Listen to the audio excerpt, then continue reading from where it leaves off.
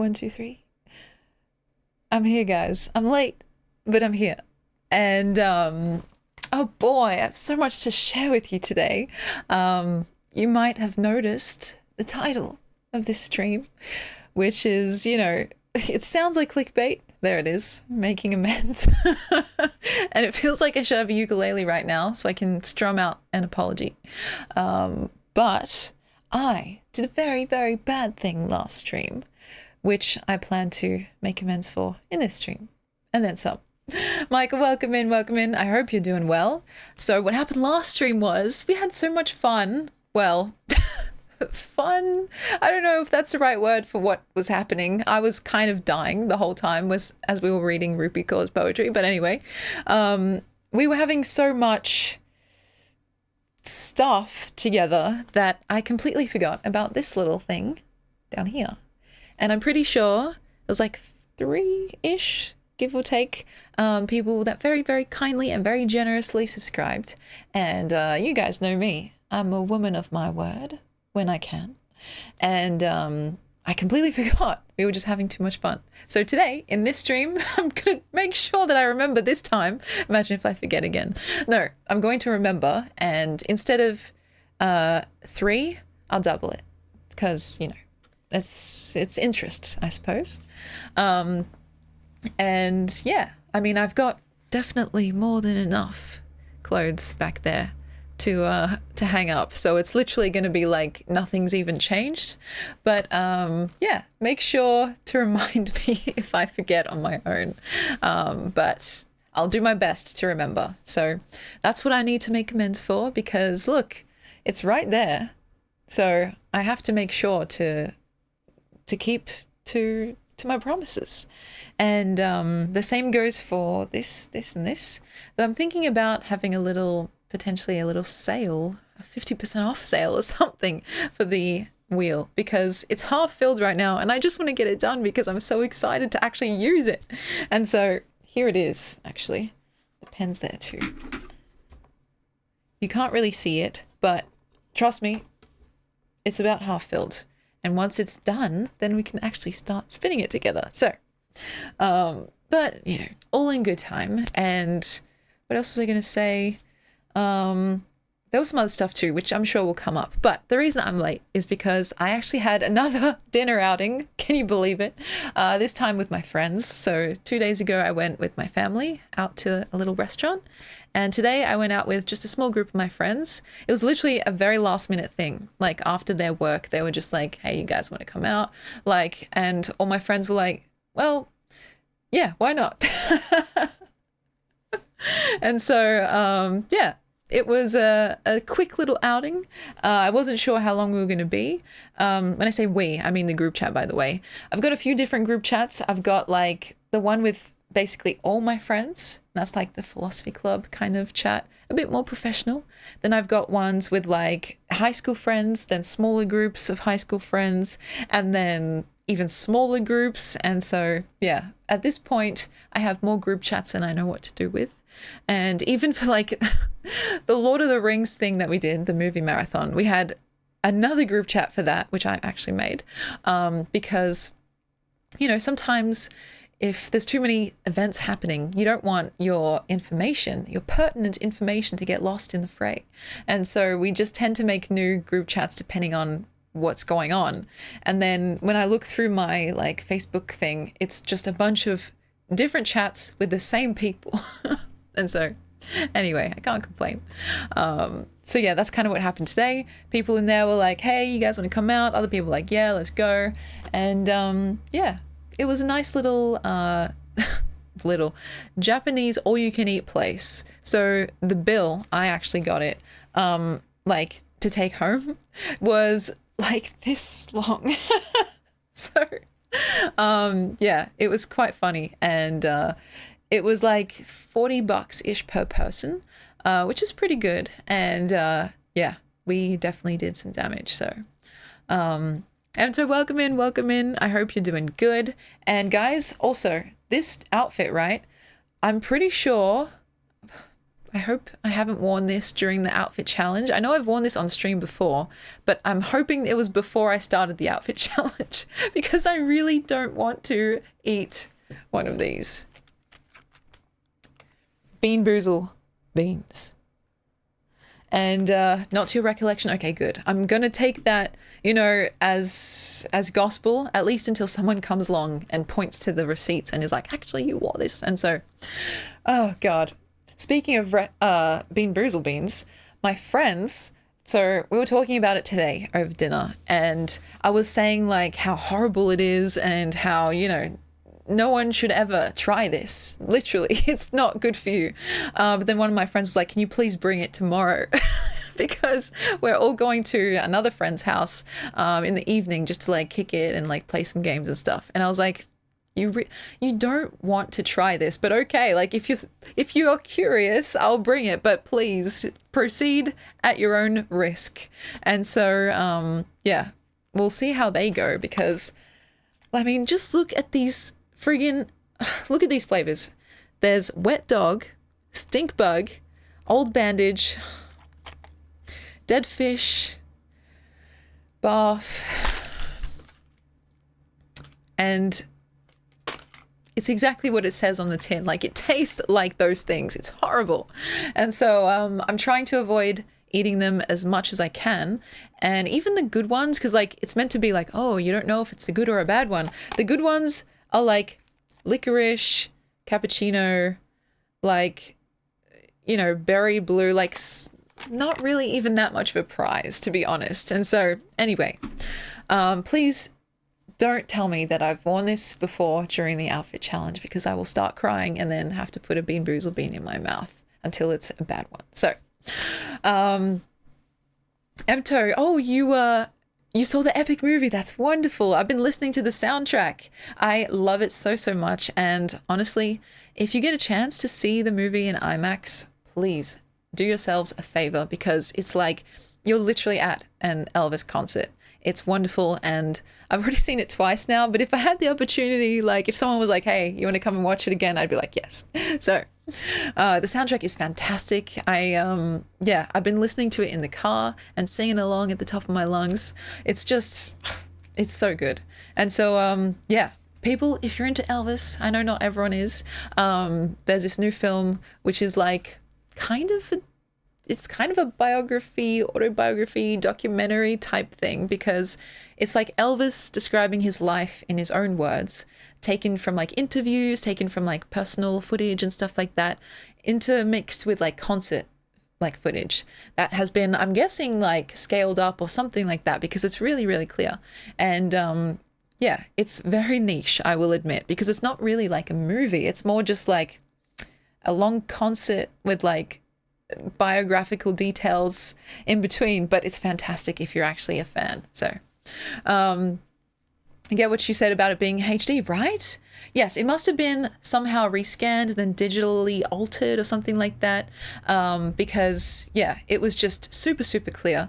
And I was expecting it to be, I don't know, like more pixelated on a massive IMAX screen, but it was just like, crystal clear. So for a fan, that's wonderful.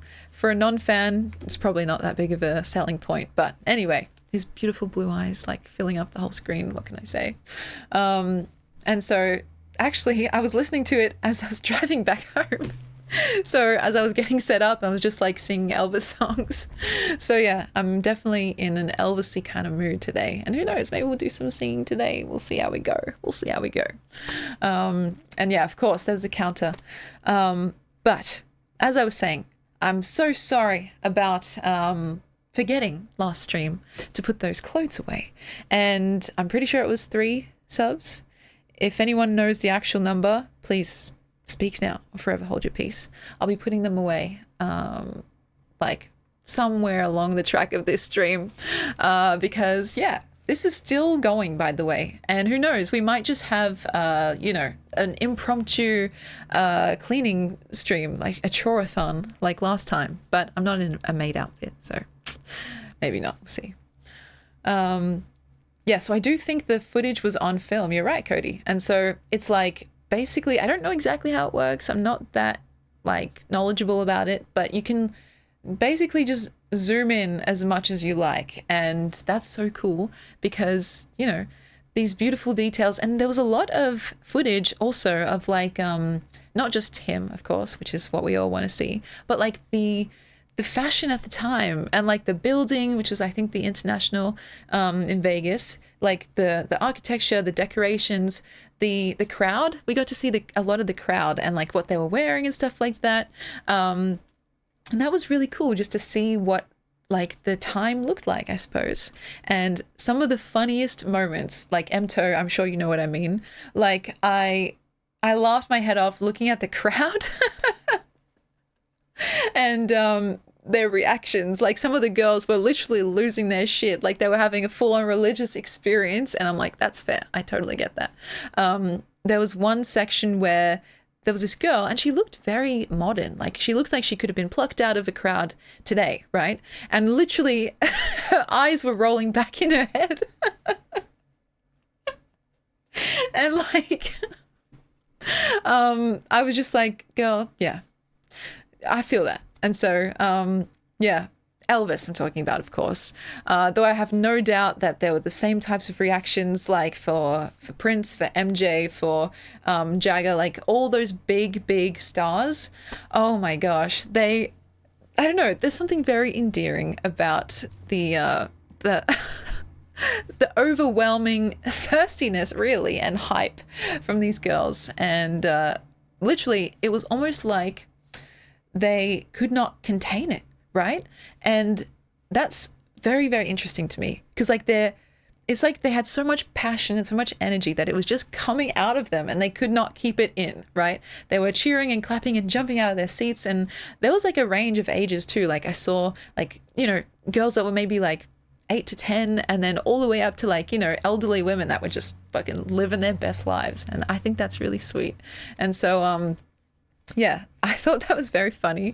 And gosh, there were times where actually in the film, I don't know if this counts as spoilers, just a little thing that happened.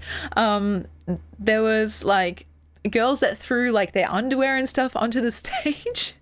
And now, I'm pretty sure nowadays that would be extremely, I don't know what the word is.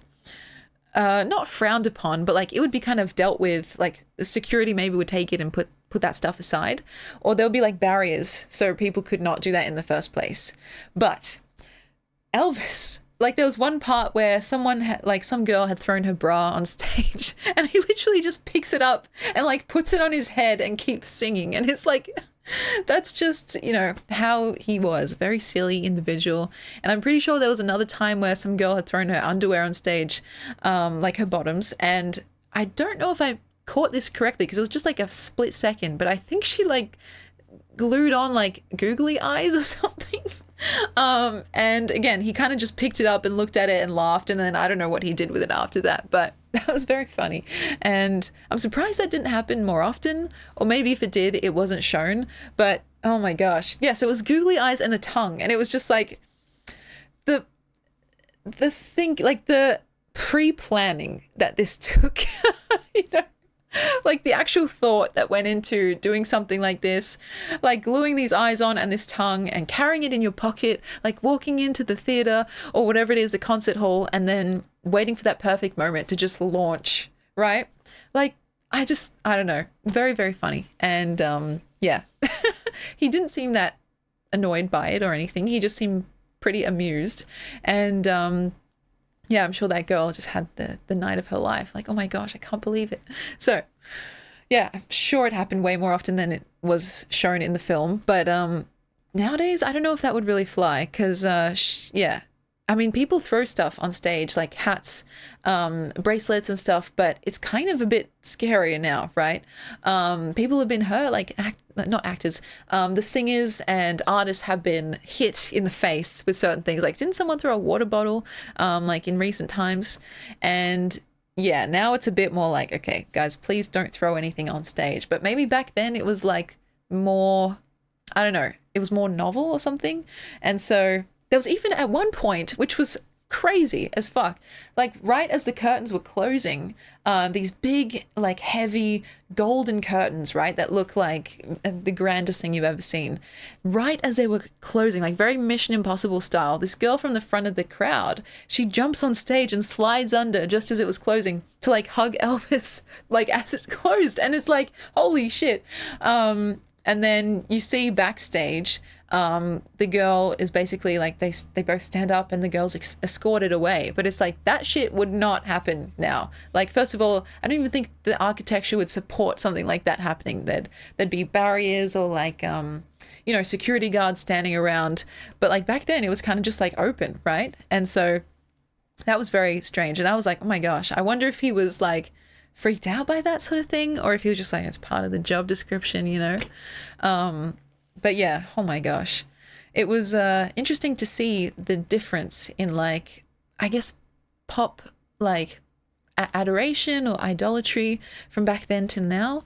And yeah, the crowd, the fashion, the attitudes, it was so interesting to watch. And honestly, weirdly enough, or perhaps unsurprisingly, the fashion did not look that outdated. I feel like someone could wear a lot of those outfits now and either look like they're going for a kind of retro or hipsterish look, or just look like they're really trendy, like ahead of the game. And so that's interesting, the kind of cycle coming back around. And yeah, that's a bit of my thoughts on the Elvis film. I won't go into it too much because I know you guys are probably tired of it after so long, but it's topical, and who knows, maybe I'll see it again. Maybe. But once you go to IMAX, it's very hard to go back to normal because, like, holy shit, I can't remember the last time I went before the most recent time. So I had no idea what to expect. I'm sure I had been like as a child or something, but the screen was so big. Like I said in the last stream, my eyes could almost not believe what I was seeing and could almost not capture the full thing in my field of vision. And the sound as well felt like it was coming from everywhere. It's very cool. And I imagine watching something maybe a bit more action-packed or like Lord of the Rings. Holy fuck. Watching Lord of the Rings in IMAX would be the coolest thing ever. Because it's just like, literally, it transports you almost into the screen because it's so big. And yeah, I was like, I didn't know what to expect, but it was a very pleasant surprise. And now again, it's kind of a bit like, oh damn, I can never watch a movie again in a regular screen. Like imagine watching something like on a phone after that. It's just, it's an adjustment, I'll say that. And so yeah, nice one, auntie, I know, right? And so yes, that was cool. And I suggest you do it. You see it again at the cinema. Not sure it will be quite as awesome. Yes, that's the thing. So like, I mean, it's nice. It's a different kind of nice to watch something at home. You kind of get to relax. You can be in your PJs or nothing at all, potentially. But yeah, in terms of atmosphere and in terms of like, I don't know, just the whole excitement of going out and purposefully going to see something in a place where it's intended to be watched is another thing. Because like, in terms of like watching a movie at home or on your phone, like sure, you do end up seeing the same stuff, but it's a different experience because like, I don't know, the sound mixing might not be the same, like the details you might miss because it's like a smaller resolution or the smaller screen. And yeah, I just felt like, wow, that's fucking crazy. I'm actually right there. And so it was pretty cool. But yeah, I do wish I'd been around to see an actual concert live. That would be very, very cool. And this is crazy because there are people alive today. The number is probably dwindling, to be sure, but there are people alive today who saw Elvis live. I'm so jealous. I wish I could have been one of those people, but it's okay. I get to see videos and movies, and so I have to be grateful for that at least. Oh my gosh, an outer space documentary at IMAX would be so cool. Yeah, you'd feel like you were literally in outer space. And continuing the movie trend, I actually saw another movie at my parents' place. Was it yesterday? Yes. With my mom, dad, and brother. And it kind of freaked me out a little bit. I don't know if anyone else has seen it. It's called, and forgive me if I mispronounce this, Begonia, with Jesse Plemons and Emma Stone. Now, my mum had already watched it once, and she was like, Emmy, you need to see this, and you need to show your philosophy club because it's very philosophical, and it's very kind of out there and a little bit weird. And so I definitely like anything that's out there and a little bit weird. I don't want to give too much away. Yes, the one where she's bald, that's right. Ship Manic, welcome in. That's a very interesting name. I actually saw way back when I think it was first being promoted, like little snippets of the movie, like the trailer on my phone, just when I was like browsing Reddit, and I was like, what is this? This looks very strange. But then I completely forgot about it, and it was only yesterday that my mum was like, you have to see this, Emmy, please.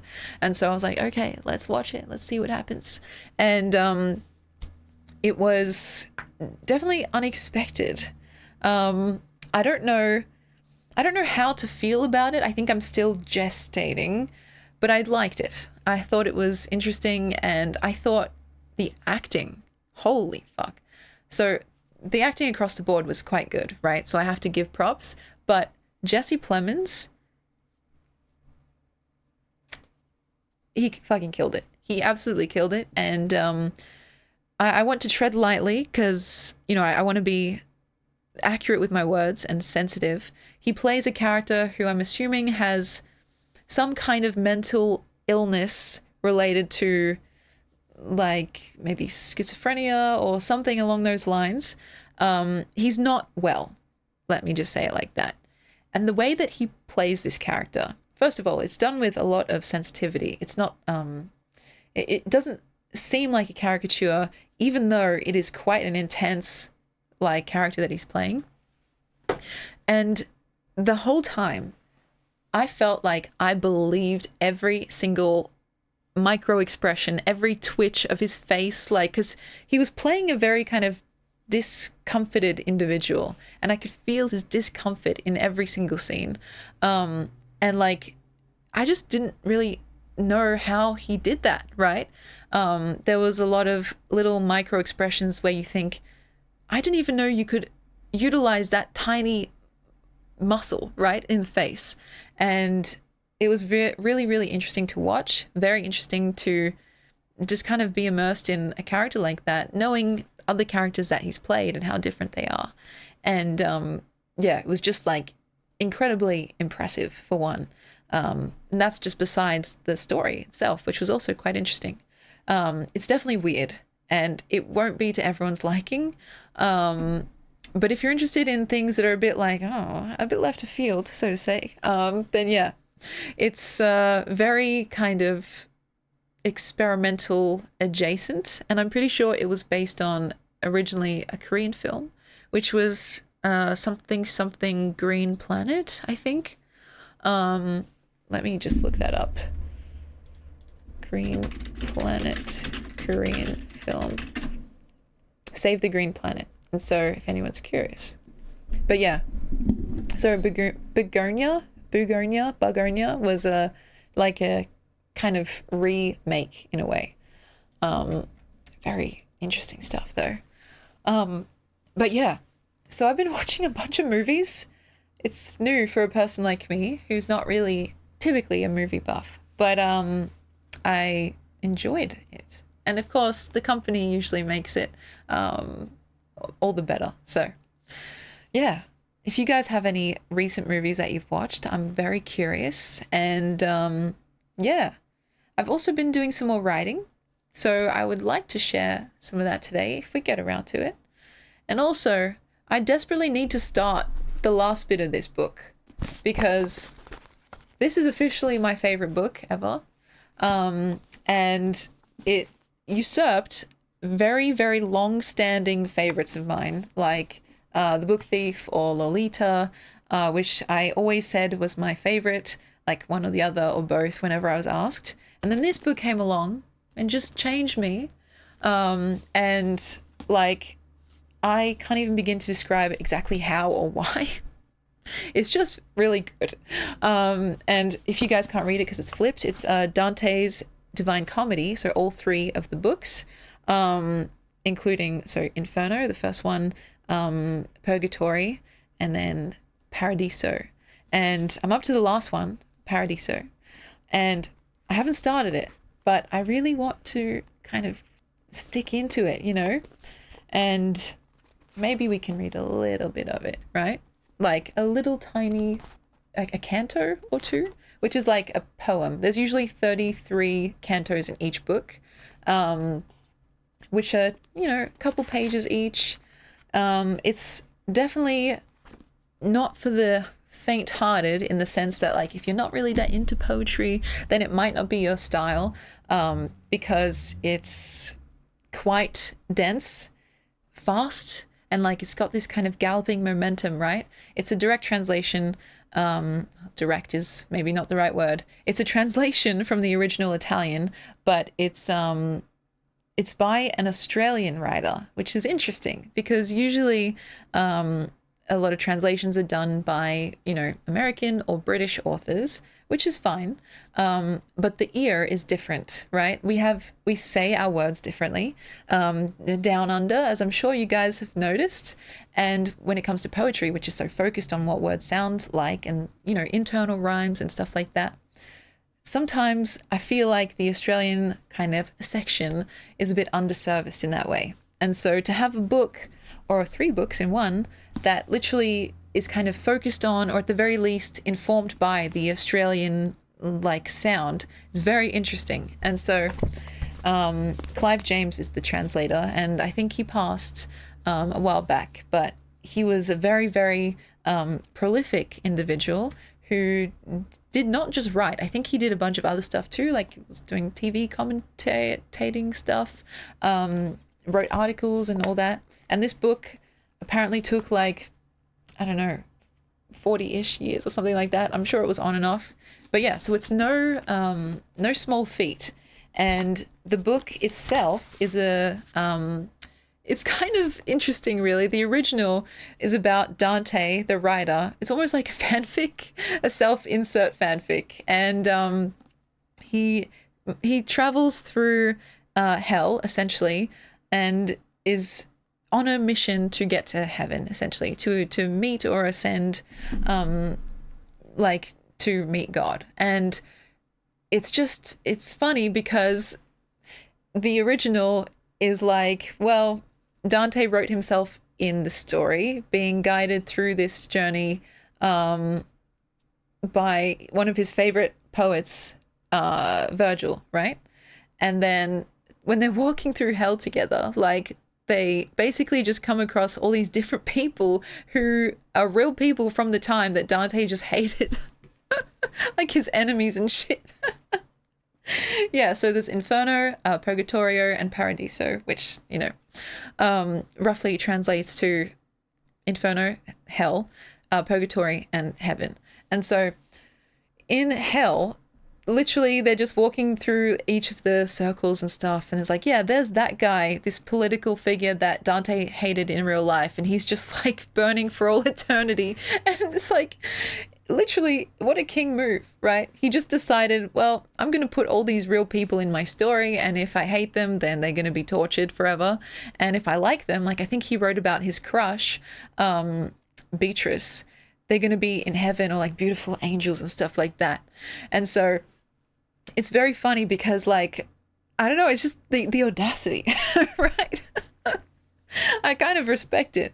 And I mean, of course, the writing itself is beautiful. It's like, I can't read ancient Italian, unfortunately. But from what I've read here, and I'm sure, no doubt, part of it is Clive James's influence, right? A translation is always going to be like, a joint effort between the original work and the translator. There's just so many beautiful turns of phrases that made me stop for a second. Like midway through reading, I'll just be like, oh my God. And so it's also, weirdly enough, just been getting better and better. Like the kind of thing where you think, okay, well, surely we've peaked. But then as we keep going, I'm just like, holy shit, this is actually just increasing in awesomeness, which is, it kind of a rare trajectory when it comes to most things, really, but books especially. Sometimes it's more like this, a sine wave. Sometimes it's like that. Sometimes it just stays like this. But yeah, I can't wait because apparently this last section also gets very, like, I don't know what the word is, like abstract and epic in scale and stuff. I have not finished it. This is where I'm up to. So this is what I've read, this side, this big chunk, and then this is what I have to go. It's the start of the third book, which is, yeah, going to heaven. So we'll see how we go. I might just dedicate like a single stream in the near future to reading only and warn people beforehand. So it's like, okay, guys, this is going to be a bit different than usual because, yeah, I know it's a specific mood, I think, that we have to be in. It just gets worse. I've read some books that just get worse as you go, and I'm reading thinking, let me just push through and see what happens, right? And by the end of it, I'm just like, that was not worth it. And so it's to see something like this where it somehow manages to one up itself is incredible. And that's not disparaging the early stuff either. Like some of my favorite lines were actually in one of the first sections, which I read to you guys last time about the tree shedding its leaves. But anyway, yeah, so lots of creative stuff happening in my life, which is nice. Lots of writing, hopefully more reading to come. And I've also been like trying to get myself back into the music making gear as well, because like, I don't know, I've been listening to my old songs, right? And being like, well, I remember making that stuff. It was fun. And it's an important part of my life, of course. Like, I'm not as good / confident in terms of music making as I am in terms of writing. But I like it. And, you know, Club Cherry is our little music corner where I used to post weekly videos. But then I was just like, I don't know. I just took a break and kept taking that break, but I want to come back to it. And so maybe I need to dust off my ukulele. Where is that thing? I swear it's in here somewhere.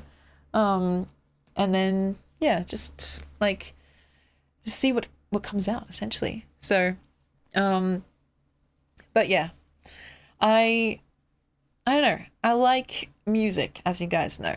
And sometimes I have these little stretches or sprints of time where all I want to do is make music, listen to it, share it, and sing especially. And so, yeah, it's probably on the bed. Yeah, you're right. It's probably somewhere in there, or probably in one of these. Oh, I got it here.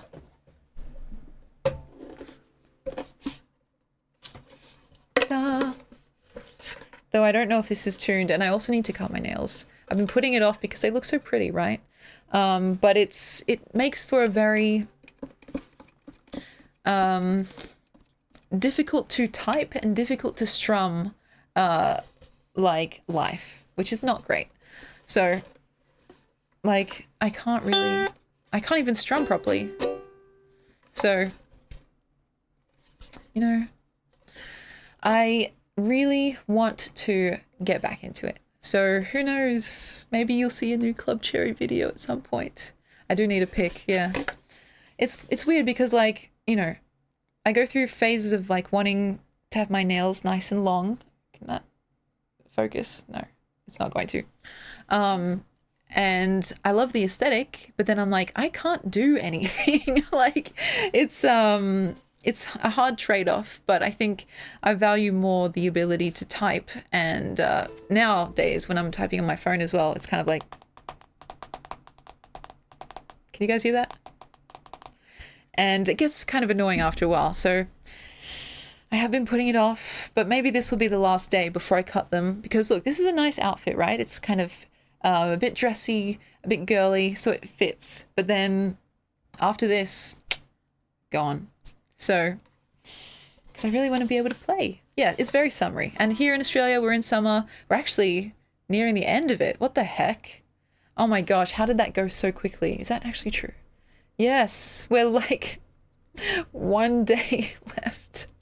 But maybe that's what we need. I don't know. It's still hot and I'm actually starting to sweat right now. But let me put this here. I should also say, not that it really you know, it goes without saying, but all that laundry back there is clean.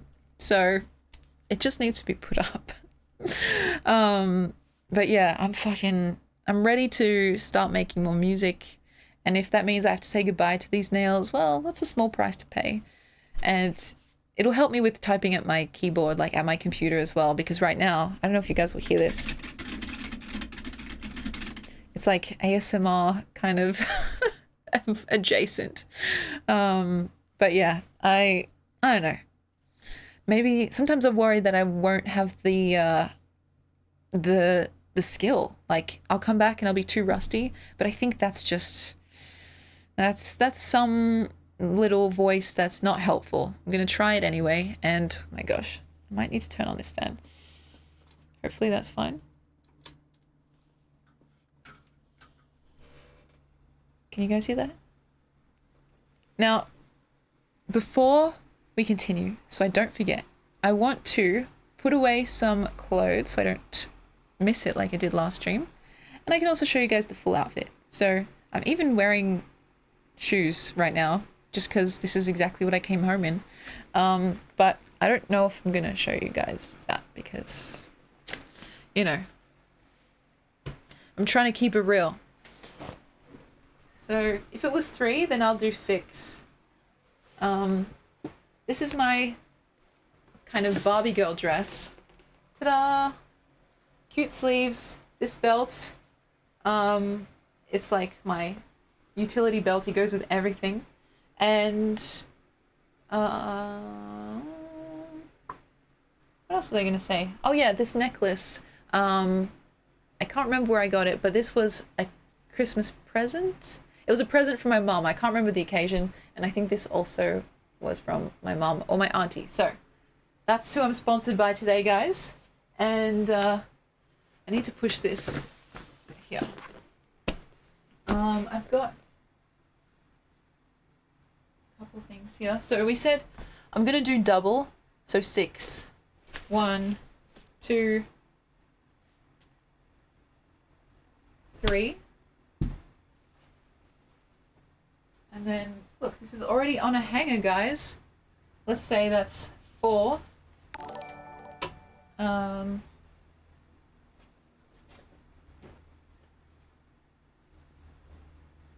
5.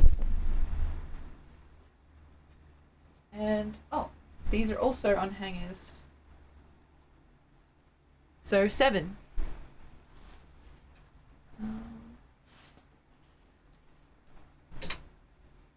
And thank you for the follow. And Quill, thank you for the redeem. This is for you, ready? Ding! And the hydrate. Cheers. Wait.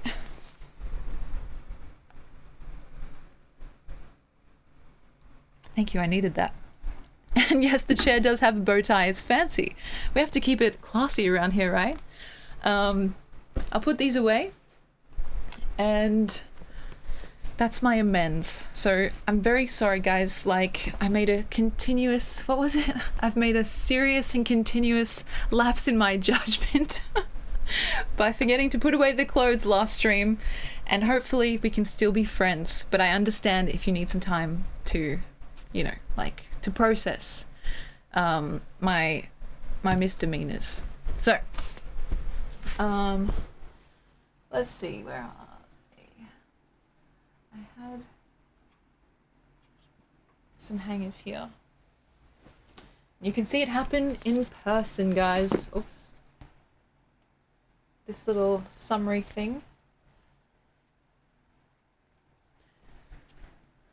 We distracted you pretty good, so it was likely to happen. Guys, I was beside myself last stream. Like, reading those poems together. Yeah, I completely forgot. So, let's see. I actually need to take these off.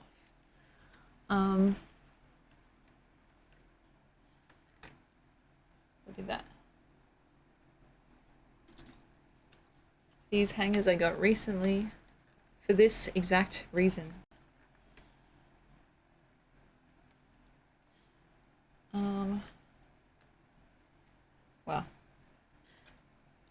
Can you guys help me?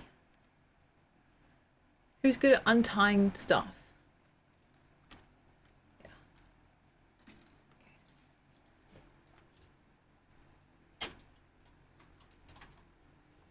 Yeah. Okie dokie.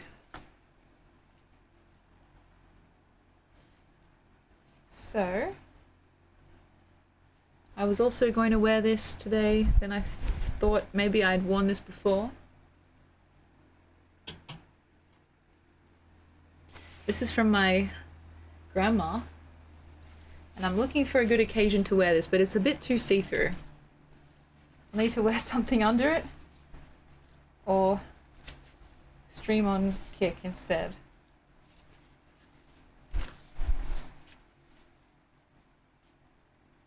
Oops. Can you guys see how shiny it is? That's nice. Okay. This is a jacket that my auntie got me ages ago, and she told me that she got it from the kids section. So I don't really know how to feel about that. Yeah, it says youth on it. Granted, it's size 16 youth, so etsy-ketsy. It shines well. Thank you, Cody. It's nice, isn't it? This one's kind of an oldie but a goodie. It's one I've had for a while, and it's kind of like, I don't want to say the word that I'm thinking. It's a word that people use to describe something iconic, but it's a bit of a rude word. So, last one for today. Well, you know, unless we have to do more. Yeah. No, I hope my wardrobe does not fall down. Good fellow, hello, hello. I'm rooting for your success in all endeavors. That's a very nice thing to say. And it goes both ways, guys. I want you to have a nice, not just day, not just night, not just week. A nice everything. And yeah, I'm very blessed that I get to hang out with you guys. So, you know, it's Lucky Friday here, and to me, I'm just so grateful that I get to spend my Friday evening with you know, some cool cats. It makes me feel very lucky indeed. But yeah, I don't really know where this stream is going to end up. Sometimes that happens where we decide to go down one path and end up somewhere completely different. But I just want to keep it 100. Is that how people say it? Keep it real. And yeah. I do also want to actually clean eventually. So I've just been like, weirdly enough, so busy. Like, I don't know, it's kind of a meme that like I have a really open schedule, but I have a really busy open schedule. Like, sometimes I'll have a day, right? Excuse me. That like is on paper very, very free. But then last minute, like my mom will call me up, or a friend will call me up, or my brother will say, hey, can you come with me to do this thing? And like all of a sudden, like I'm just spending 12 hours doing some random side quest, and I love that, right? I love the flexibility that you know, that allows me to do that, and I don't want to take that lightly. It's just very funny because then stuff like, you know, cleaning my room, that just goes down the list of priorities. And yeah, the only way to actually do it is to have you guys hold me accountable, like on stream that other time where we had just a crazy chore-a-thon, essentially. And yeah, since then I've also had more clothes just gifted to me, so it's a tough life, what can I say? The most first world problems you've ever heard. But we're getting there. We're slowly but surely getting there. I'm surrounded by tubs of various goods. But yeah. it's a good problem to have. And I think actually I want to see if I can donate maybe 1 or 2, however many more bags, because I've already donated 1 bag so far, and I've already thrown out 1 bag of just clothes that were too far gone from my grandma. I'm sure there's more. I haven't even gone through them all. So yeah, that could be a stream in and of itself. Like I just go through each bag of clothing that I was given and see what's salvageable, what's maybe not, and we sort them together, but not today. Not today, guys, not today. So today I want to just celebrate the end of the week, or yeah, the start of the weekend. I'm going to ask you guys if you have any plans, and I'm sorry if the fan is... Can you guys hear the fan? Sorry if it's like annoying. I'll see if I can turn it off in a bit. But it's weirdly hot. Like, that's the thing. It's not even that hot outside. I literally just came back from a drive and like went out into the open evening, and it was like beautiful, you know, smooth weather that makes you want to go for a walk. And then like I get into my house and it's fucking like an oven in here. It's like a sauna in here. So yeah, and I can't just start stripping or anything, so I'm in trouble. Hopefully the fan is tilted away enough. But yeah, I'm also, you know, a fan of our little rabbit holes, and I'm not sure which one we'll find ourselves in today. I wanted to talk to you guys about the dinner that I had tonight with my friends. We're actually talking about stream and like stuff we could do on stream, and one of my friends is very funny and very generative, was coming up with all these ideas, because like I said, we went to a Japanese place. It was one of those places where it is all you can eat, but if there's like food wastage at the end, you have to pay by the weight. And so by the end we had like a couple of little sushis left, there's a bowl of rice left, and so the rest of my friends, because I was done, I was like, I'm sorry guys, I can't go on. They were just slowly picking away at the sushi, like the bowl of rice. And they were eating it like with chopsticks, grain by grain. And my friend was like, this could be a stream idea. And I was like, you're so right. Just like slowly but surely, almost like, you know, when ants take food back to their colony, is that the right word? How they just kind of take one little bit at a time, and it's like you're just rooting for them, you know? So I actually took a little video of what they were doing, and they made explicitly sure to take 1 grain minimum, 2 grains maximum. And it's just like, obviously they were doing it because they were already full, and it was kind of just like eating the rest of the food because they had to. But the effect was very funny, and yeah, so I just have that video now, and maybe I'll show you guys a bit later, or I'll post it in the Discord as well. But it's like very no context. Even with context, it's a bit like, wait, what am I looking at right now? But it's just that stuff that kind of tickles me. And we're also talking about some other ideas, like taste testing a bunch of different teas, like as in, you know, black tea, green tea, seeing which ones we like, which ones we don't like. Again, when I say we, I mean my friends that were there, because I was like, you guys should be on stream with me, please. I feel like I could eventually convince them, maybe, if I plead my case and like tell them that it's not scary. It's not that scary. And I think actually one of my friends was just worried because he didn't think he'd have much to say, but I was like, dude, I'll have interview questions. I'll guide you, and the chat will ask you questions. They're lovely people. So who knows, in the future maybe.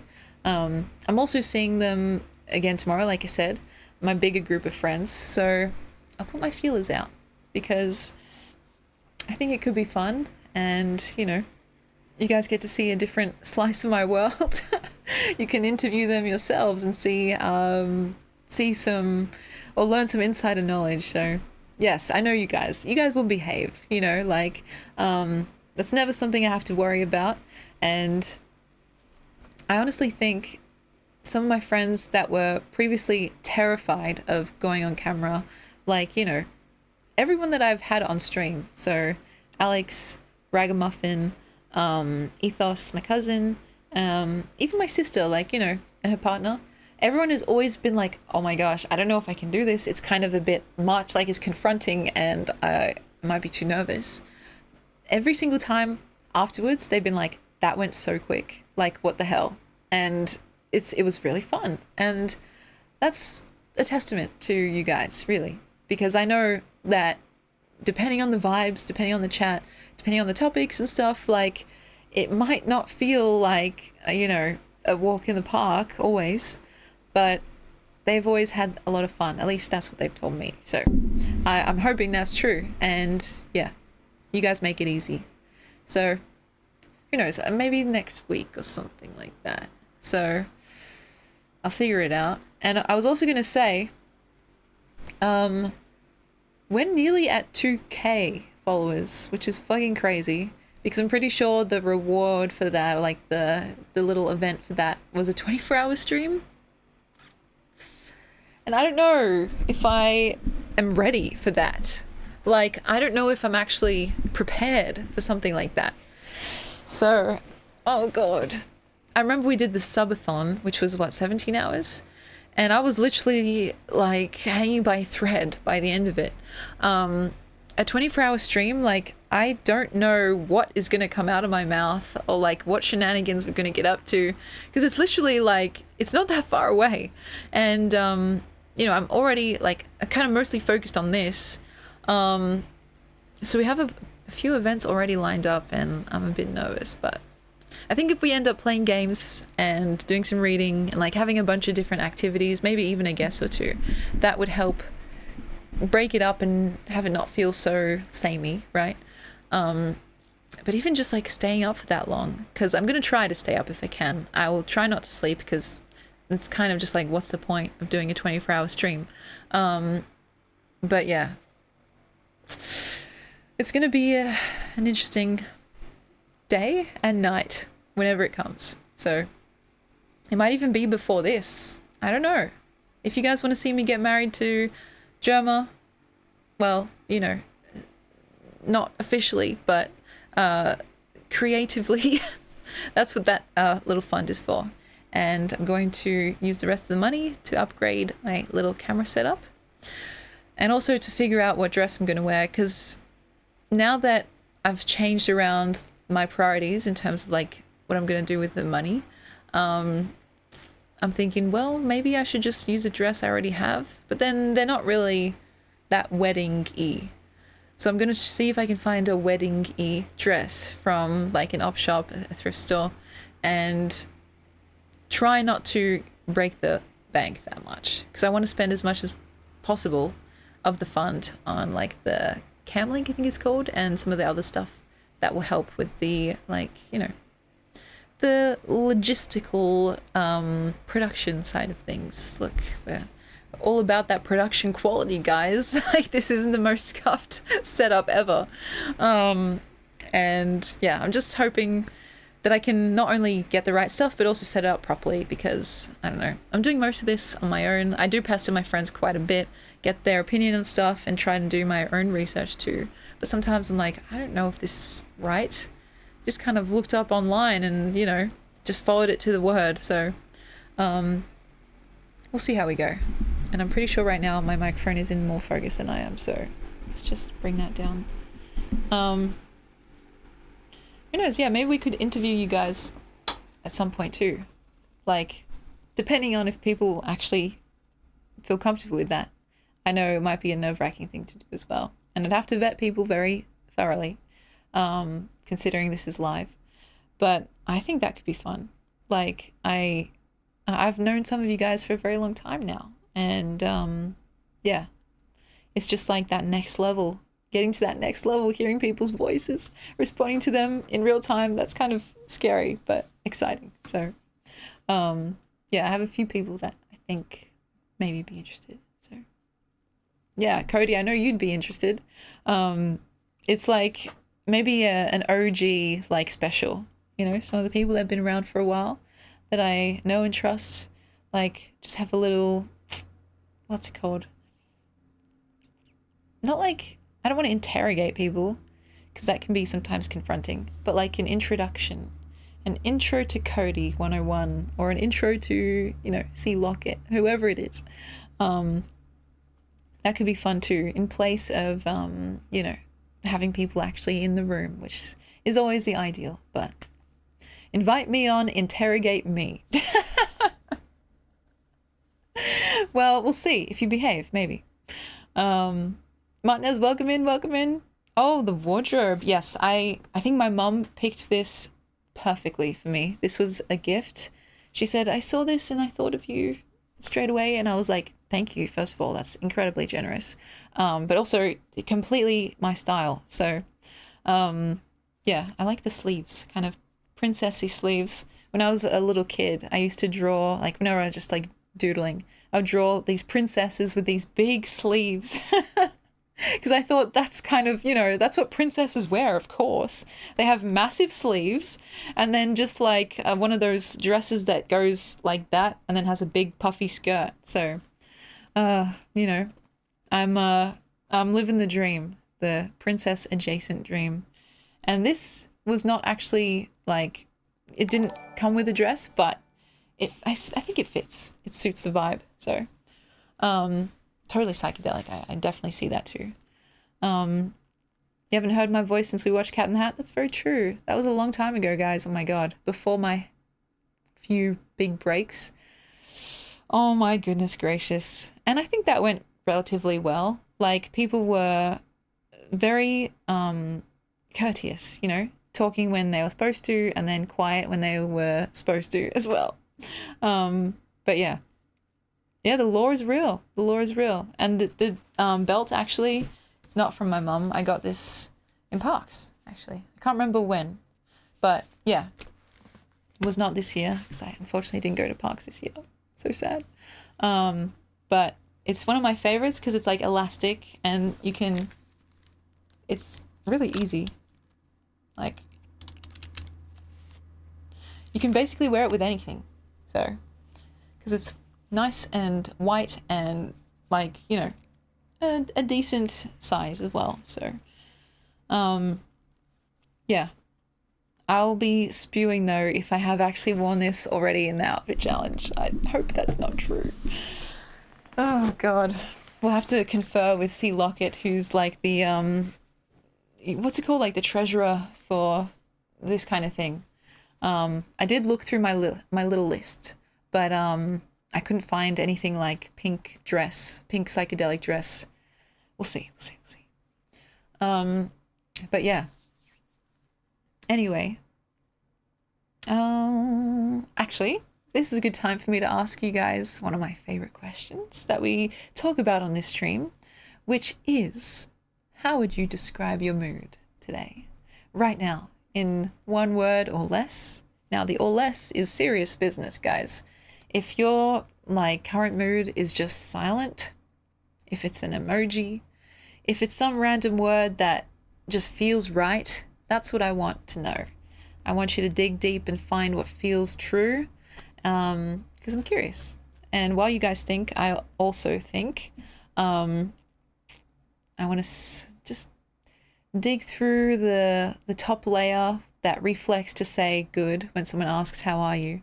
And get to kind of, some deeper, truer feeling. For me, I'm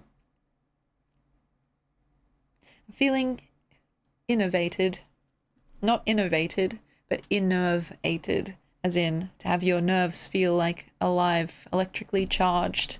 It's a great word. I feel that often when I'm streaming, especially after. And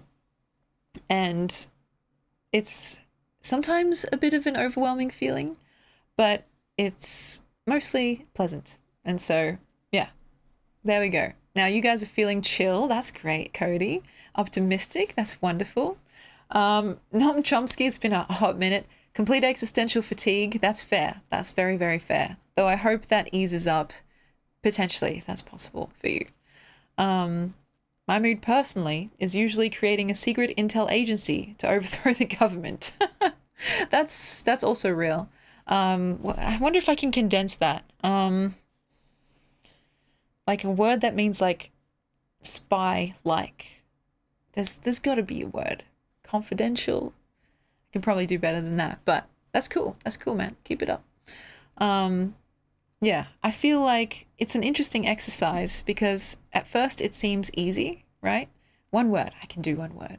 But then the more you think about it, as your brain kind of goes through the usual suspects, good, tired, excited sometimes, you're like, well, is that true? Is that the truest truth? It might be true, but is it the truest truth that I can find right now? And so part of the fun, at least for me, is seeing how much you can kind of dig up, almost like archaeology, you know? The stuff is there, it's just kind of buried, whether it's in like social etiquette, social niceties, or just like it's been not really examined.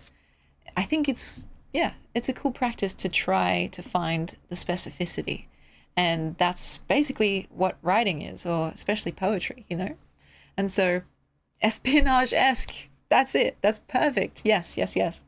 When you find it, it's very like, I don't know, it's satisfying. Like it feels like, oh, of course, it couldn't have been anything else, or, you know, that's made something feel even realer than it was before once you have the language for it. Now, granted, I think there are limits to language. You know, there are feelings and thoughts even that sometimes we can't approach with words. But I think the practice itself is worthwhile.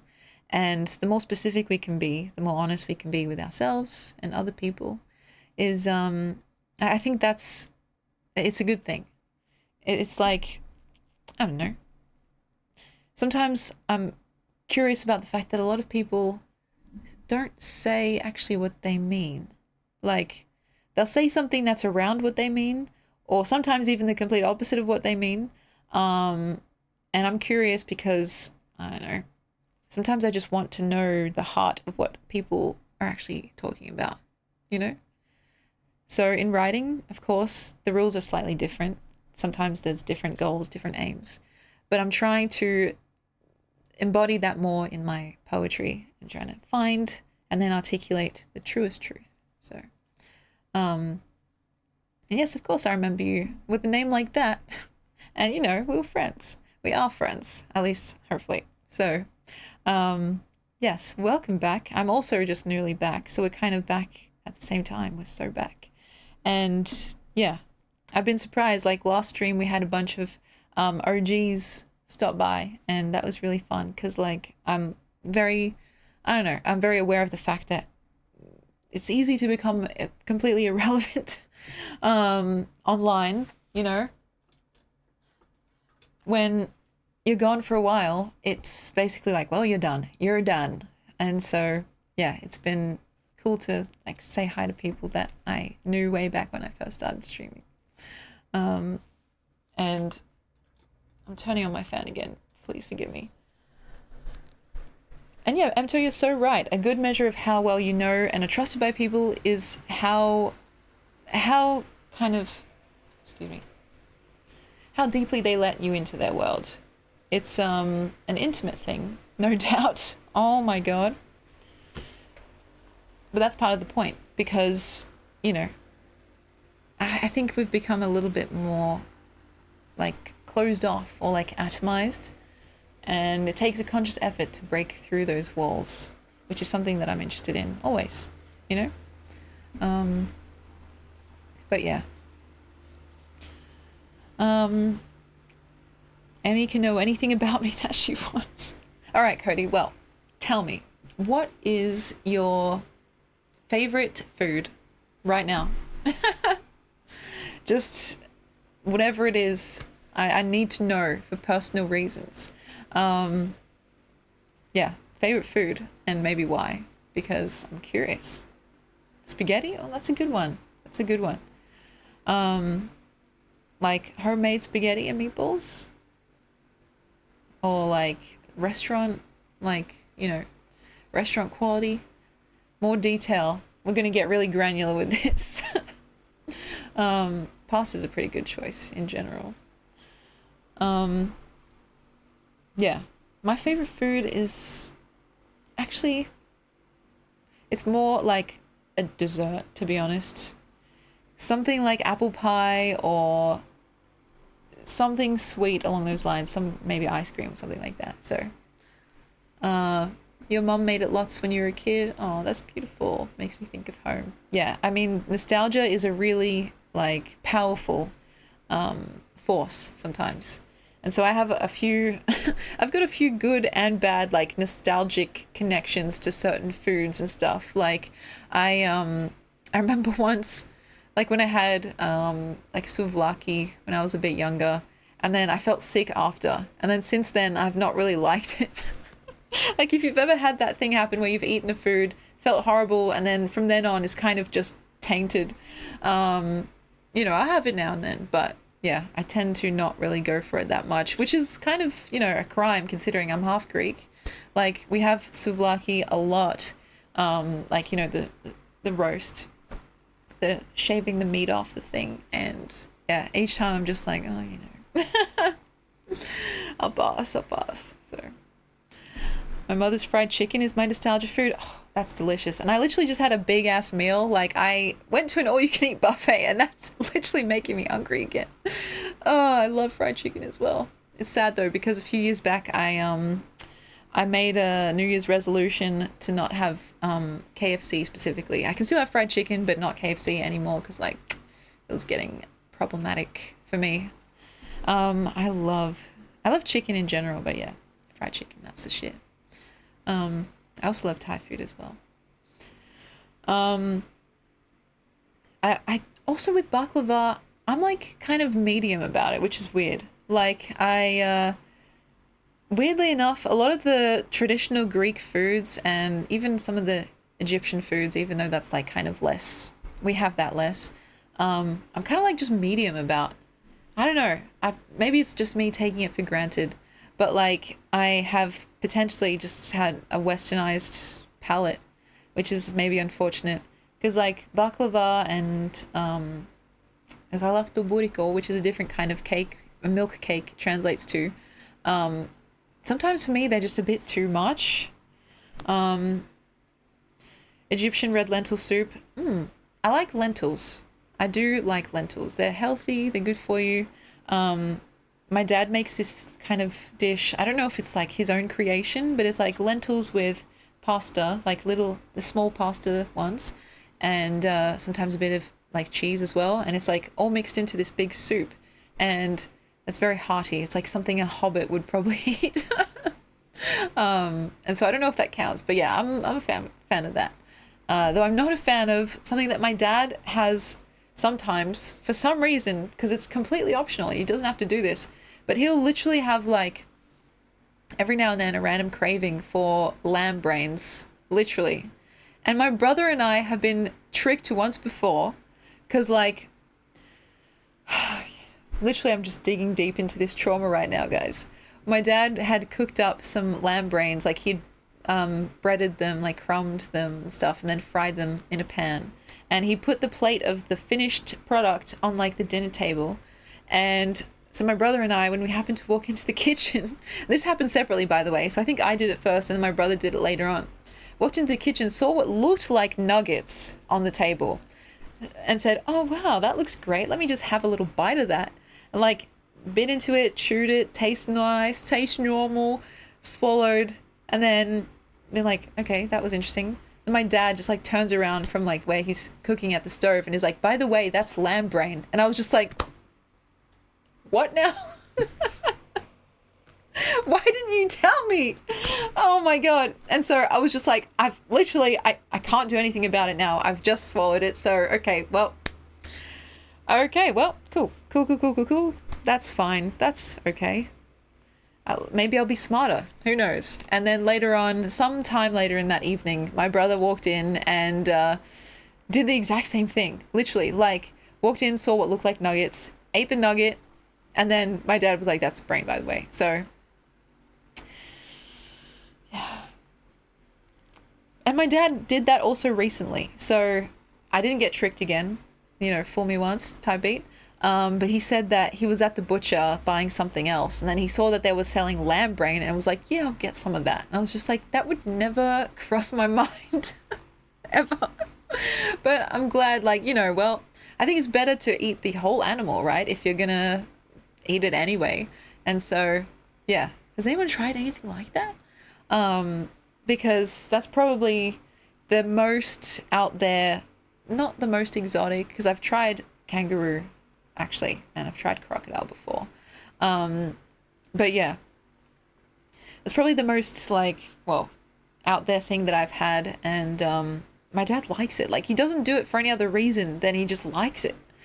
Like, if it was a health reason, maybe I'd be like, okay, I can see that. Like, you know, some people eat offal, which is like the organs of an animal, like liver, sometimes heart, sometimes kidney, because it's meant to be good for you, like have vitamins and stuff. But I'm not sure if that applies to the brain as well. He literally just did it because he wanted to have it, and I was like, okay, I guess that's fine. But yeah, I've also eaten lamb before. I just didn't expect that it would be that part of the lamb. So it was like this big, I think. It tasted fine. It was only after where I was just like, well, okay, just like feel it go down. Too late to stop it. So, okay, amino acids. Well, there we go. Mexico has, is it menudo? The stomach lining dish. Oh yeah, I know across the world there's a few dishes that utilize, like, you know, some people eat intestines, some people eat like, you know, actual blood, like blood pudding, and there's like blood curries and stuff like that.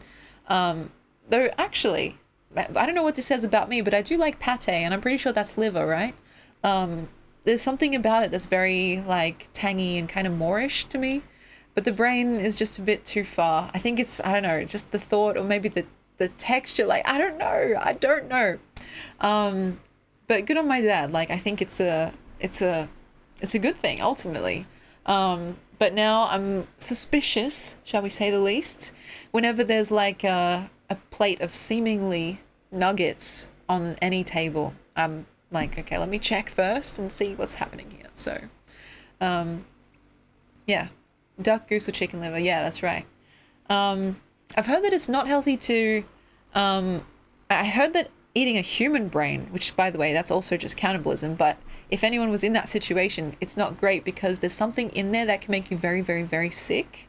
I'm not that knowledgeable, so take this with a grain of salt, but apparently it's like, there's something in a human brain that if another human eats it, can literally fuck their life up completely.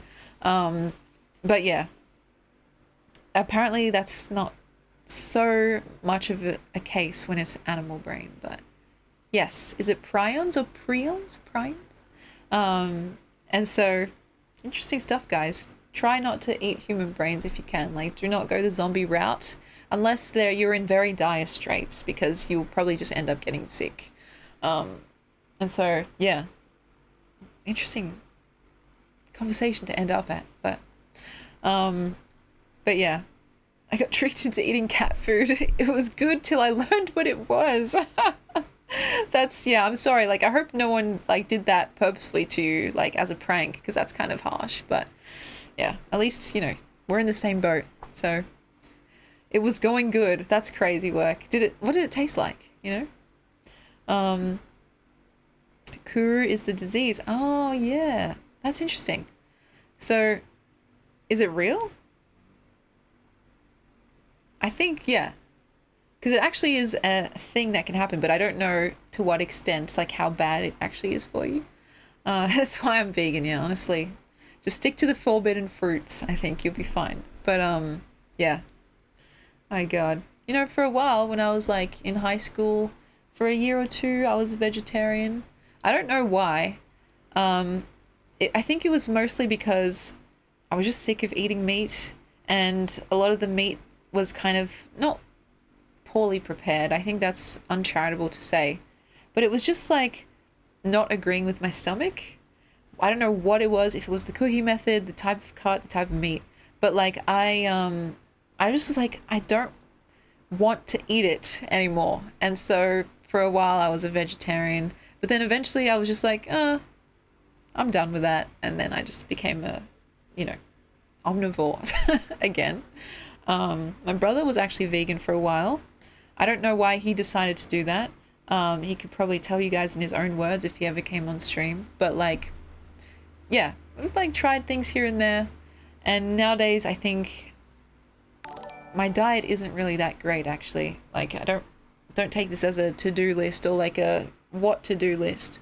I just try and eat a little bit of this, a little bit of that. And yeah. My parents actually are currently doing like OMAD type beat where it's like one meal a day. And it works because then we can have these big family dinners and, you know, like have that sustain me until the next one. So, yeah. Interesting stuff. Oh, Silver Fox, thank you very much. I appreciate that. It means I have to put away another piece of clothing. We'll get my room clean eventually, guys, I swear. But yeah. I'm sure if Hannibal Lecter fixed it, it would be delicious. You're so right. And do not get me started on Hannibal Lecter, that handsome MFer. I've actually written a short little ditty about him. I think it's on my website. But before I show you guys that, let me put away this piece of clothing so I don't forget. And you can see the outfit again. Isn't that nice? Ta-da! If I were feeling more, I don't know, like old school, I'd wear a petticoat underneath as well. But, let me just push this. What do I have here? I think this is something I wore on stream, like a few streams back.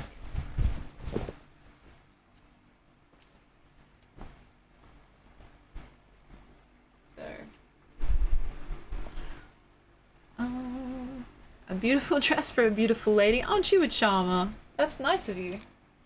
Thank you kindly. Yeah. Now. Oh. Thank you, Forbidden Fruits. That's also very kind of you. You guys are gonna give me a workout, huh? All right, let's just keep going. If you guys want to see the state of affairs back here. By the way, this is meant to be my bed. So, I won't lie though. Okay, I'm gonna show you guys something. And you can't judge me, okay? You have to promise not to judge me. So, I spend time in here when I'm getting dressed, when I'm just like, when I happen to be at my computer, and obviously when I'm streaming. But when I'm not at my desk and I still want to hang out in here because this is so chaotic, I still want to be on my bed. I don't know why this is so weird to say, but like instead of like pushing all the clothes to the floor because, you know, that's just a lot of work and would make them dirty, I literally just sit on top of the pile. Or I have created like a bit of a like crevice that's just big enough for me to lie down in. So wait, I wonder if I can show you guys. This is the crevice just here, like.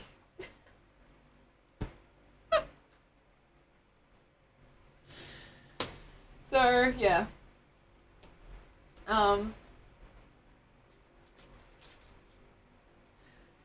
it's bad, guys. It's bad. We're working on it.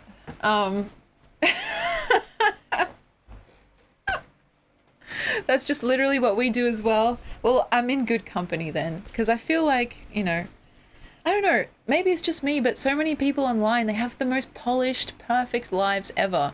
And I just feel like I stand out in that way because, like, I don't know, this is my life. And if I had more shame, potentially I would fix it, but we're getting through it. I do have way too many clothes. I'll say, though, that people have kind of designated me in my family as, like, the person to give hand-me-downs to. So my sister's old clothes I have also just gotten possession of because my parents were cleaning out her closet. and my grandma's clothes. She passed away now. But this is one of them. Like, she had such incredible taste. Literally, she was a baddie and a fashion icon in one. So instead of, just tossing them out, like leaving them in her old house or whatever, I'm just like, oh, Emmy will take it, right? And I'm like, yeah, okay, that's true, that's fine. And now I'm in a situation where I have clothes on that side, clothes on that side, clothes there, and clothes in the garage, and clothes in tubs, which is down there. You can't really see it because it's actually keeping up the makeshift little wardrobe rack that's made out of pipes. So anyway, let me put this here. And oh, there we go. Thank you very kindly, both of you. A clothes hoarder, more or less. I'm still working on putting together a bunch of stuff for my store online though, which I don't talk about too much because it's Australia only. And I feel like if I advertise it too much, if I talk about it too much here, people might, like from around the world, which is, flattering enough on its own, but like I literally can't send stuff outside of Australia. First of all, the shipping would be ridiculous. And it's just too complicated with like the forms that you have to fill in. So I do have a little side hustle where I do sell my clothes. But yeah, everyone knows you move the pile to the foot and to rest your feet on. I'm with my people. I think that's what I'm learning. I've done that before, I'm not going to lie. And at times, okay, there was one time where I made the pile as like mountainous as I could. So like it was this pointed up like this. And then I just sat on the very tippy top of it. And I was like, wow, I can see everything from here. But yeah, oh my gosh, it was it was short-lived. So it's not looking that bad. Yeah, it's not great. I'm not even going to try and sugarcoat it. It's not that great. I need to fix it as soon as I can because, yeah. My brother has been sleeping on the couch. And we've been slowly, like, clearing out my old, could we say that now? My other room, which was, like, my proper bedroom. This is kind of like my day bed. Oh my gosh, how fucking pretentious is that? But now, of course, he's going to take that room. And so we're just, like, taking all the stuff out. And it's like, fuck.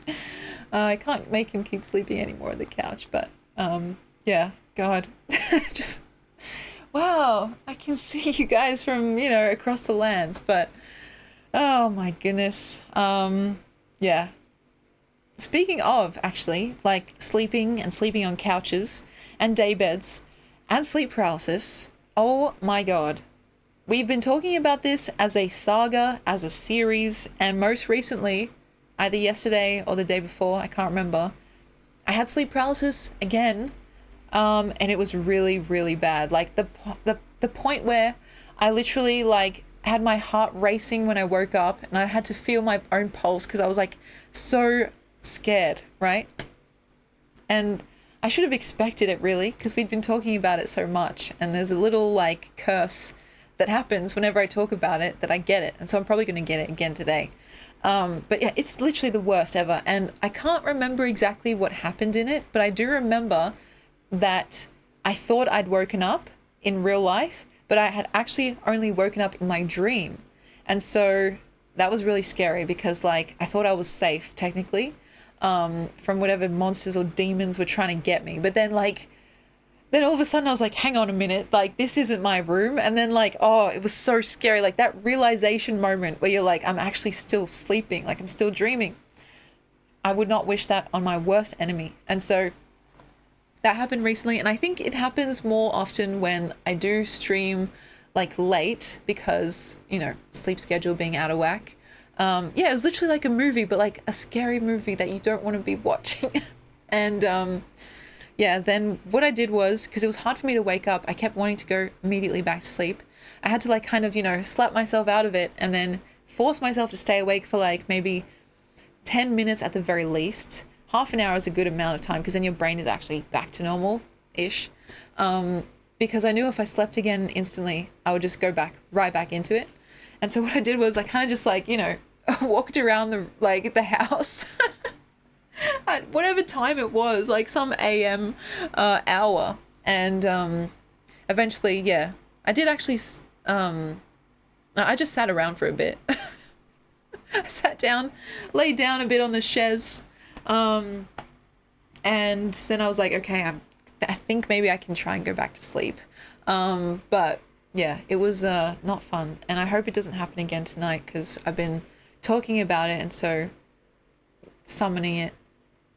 I hope not, but also like the temperature matters a lot, so I'm gonna try and keep this fan on or something, like, I don't know, figure out some way to not boil alive, because that almost guarantees that it will happen again. I usually wake up sweating, like with my heart racing, and it's like, what the fuck? Just chill, bruh.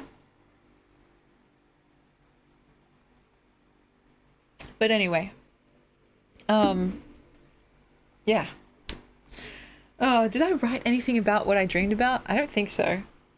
Though I have been writing in general. I really want to start writing more of my dreams. I did say last time that I would read to you guys some of my dreams from like way back when. So if you guys are interested, I can probably read some to you now because they're quite funny. But just know, if I do read some, that it'll be with the caveat that whenever I come across like some doxing information, someone's name, like someone's address or personal info, which there is a lot of in these dreams for some reason, I'm just gonna like either make something up on the spot or just skip over it and say like blank, because I don't know, when I dream, I want you guys to tell me if this is like something that you guys get as well. I dream a lot about people in my life that I actually know. I've dreamt about my family a bunch. I've dreamt about my friends a lot. I dream about celebrities too. Just a lot of people, if that makes sense. And then I've actually had, and this is interesting, hopefully, I've had a lot of dreams about my late grandpa on my mum's side. And, he passed away in like 2012, right? And so it's been quite a while since then. I have dreams to this day of him and like just talking to him. I think last time I dreamt about him was maybe a few months back now, but like he gave me a hug and like it was really lovely and really nice. And every time I end up like telling my mom or like my grandma, the grandma that's still alive. And yeah, it's weird because like I think about him often, of course, and like I sometimes go and visit him in the cemetery. One time I just like brought a book and I just like read there out loud for a little bit. But then it was getting really, really sunny and so I had to leave. But yeah, so maybe that's why. But like literally it's something that I expected not to happen so often. Because, my other grandpa and my other grandma have also passed now, right? Only my maternal grandma is still alive out of my grandparents. And I don't really dream of them as much. And who's to say, maybe that's because like I just wasn't as close with them. But I don't think that's true either. So it's weird. Maybe my grandpa's trying to like channel something through me, because he was basically the only one in my family that was also into like to writing and reading and stuff. And so like my whole family, they're very sweet and they humor me and, they'll always listen to me if I want to just go nerd out about something.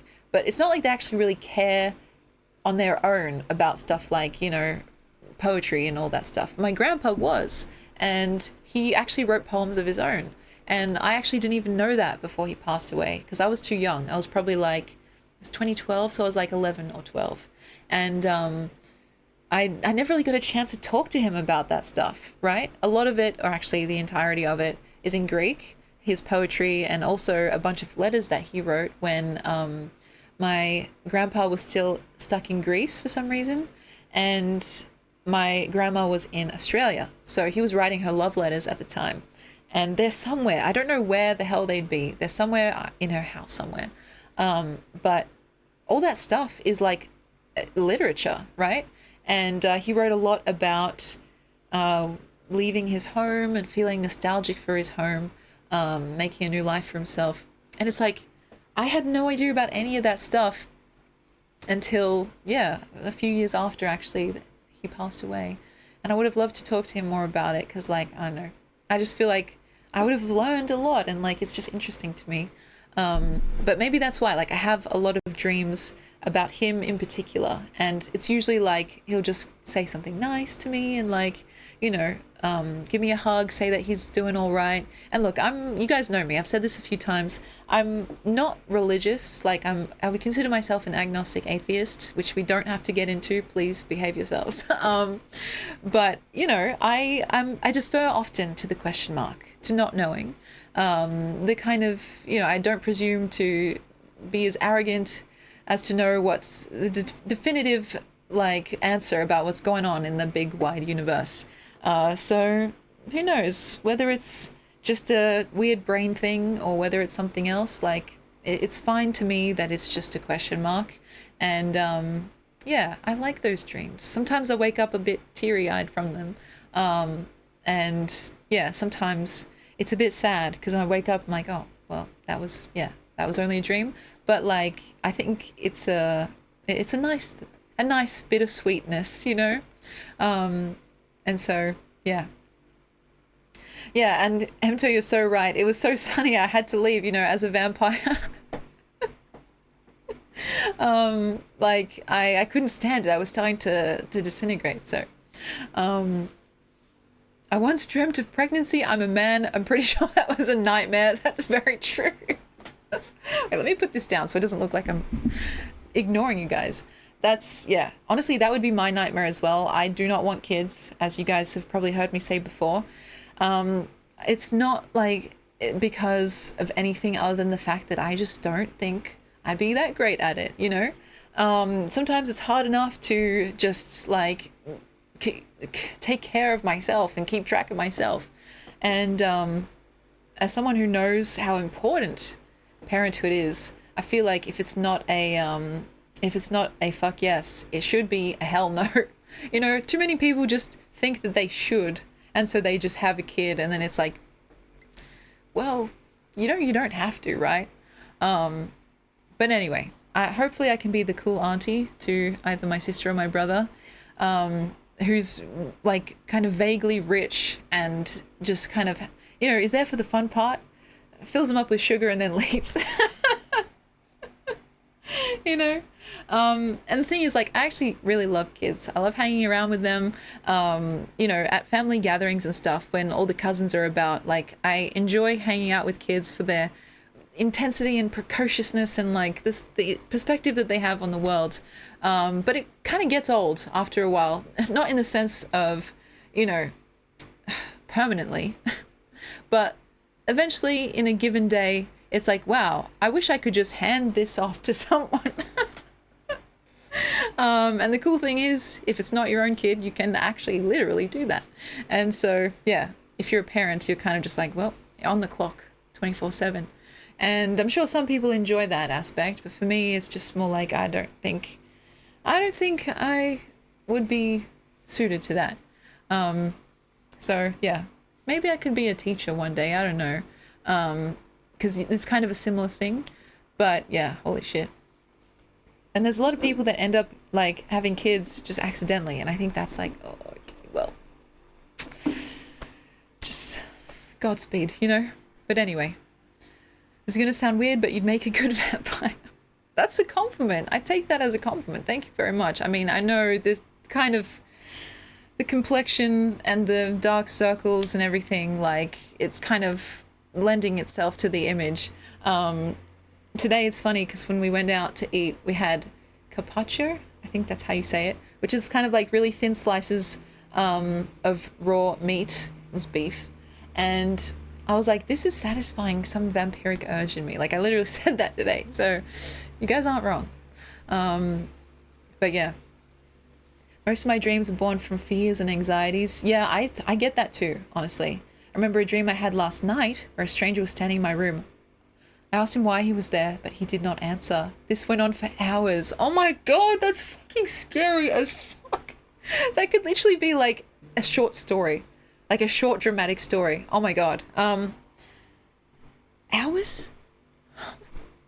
Yeah. Yeah.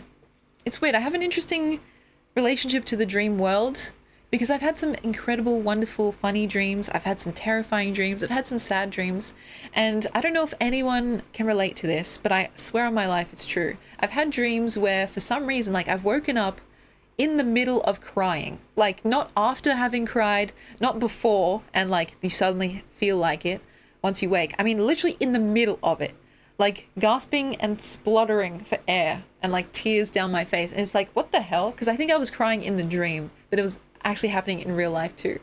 And so it's very strange. It's kind of a liminal space to be in.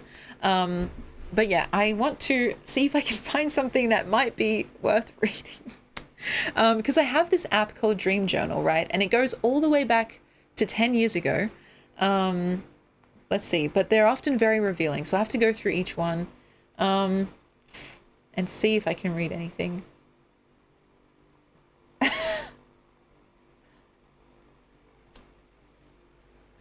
This one's called Deja Vu from April 23rd, 2015. And please, again, hopefully this is a no judgment zone. I don't know what these dreams necessarily say or reveal about me, but I'm just going to say it as it's written. And hopefully, you know, it's not too weird and we can still be friends afterwards. So, called Deja Vu. This is a dream I've had many times before. I was in a supermarket with a friend, and while we were paying for everything, I was slipping things into the bag, trying to see how much I could shoplift. For the record, I have only shoplifted once ever, and that was by mistake as a kid. I was holding an ice cream in my hand, thinking for some reason in my kid brain that like the shopkeeper would be able to see it and scan it. So I walked out the door merrily, you know, with my mum in tow. We got to the car. I'm like, I start eating this ice cream and she's like, where did you get that? And I was like, and then she made me go back in and we paid for it. So I don't know why, like in this dream, like I'm being like a little rascal, but anyway, trying to see how much I could shoplift. After the grocery person started to inspect it, all the doors locked. We decided to make the most of it by heating up a pie in the microwave to eat. Then, since we were surrounded by fridges, it started to get really cold. And another person that was in there, she was a Girl Scout, got stuck while looking for something inside a fridge. We didn't know what to do. Then she suggested we heat up the place by using something, a pie.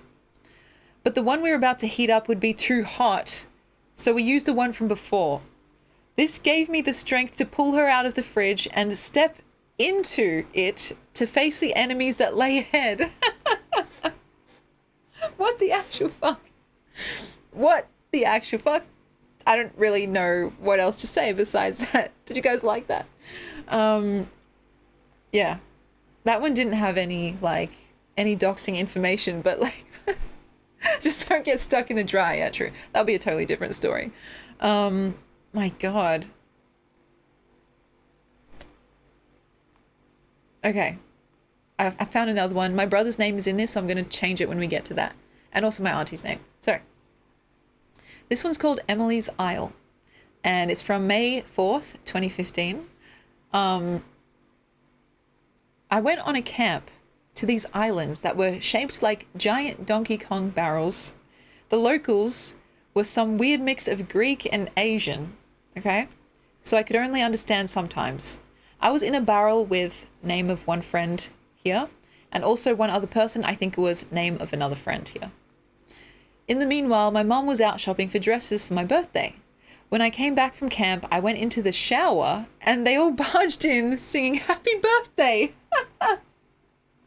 I was not affected by this until my auntie came in and actually got in the shower with me with her clothes on, in brackets, and wanted to get a picture. I quickly scurried back to my room yelling, where I found about 5 gorgeous dresses on the bed. They looked the perfect size, but it was bedtime, so I couldn't find one casual enough to wear yet. I quickly said thank you. My mum said that while they were shopping, my brother got lost a few times. They went into all the rich places. They were trying to convince my brother to buy a Yoshi USB.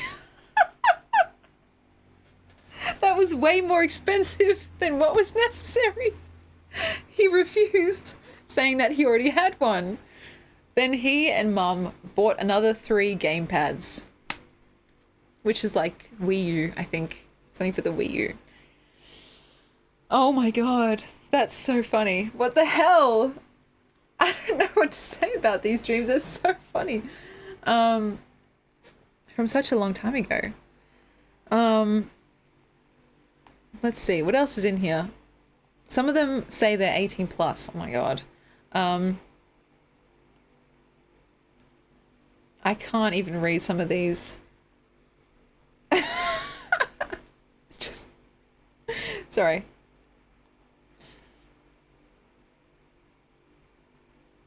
I can't even remember this. All right. I'm going to read this. Hopefully there's nothing crazy in here. It's called Lemon Slice from May 26, 2015. So back in 2015, I was pretty good at like remembering my dreams and writing them down. I used to do it as soon as I woke up, like when my brain was still half asleep. And it was kind of like, I don't know, it was a fun little practice, but it took a while, right? And so this is what it says. I had a dream that I went to a shopping mall type place just for the fun of it. A lot of these dreams end up in shopping malls. I went and ordered a lemon slice from a really cute sweet shop. And because I was one of the only polite customers, wow, look at me, the woman serving me was really kind and got me the XL, even though I paid for the medium. I love describing food in terms of like clothes sizes. As I was enjoying the lemon slice, in brackets, favorite slice, a friend's name here came running up and said that it was the end of the world. I didn't believe her, but decided to play along with her little game, running around the place, jumping over railings and stuff. We were having a good time, then she stopped, starting to cry. She looked very distraught and led me down to a bunker where we heard...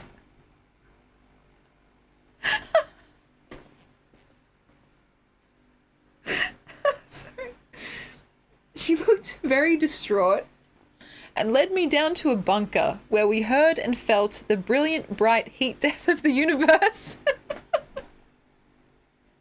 Why did that suddenly get so, I don't know, epic in scale and like so self-important? After that, I had another dream where we were playing a game like Hearthstone in real life. Any Hearthstone enjoyers in the chat?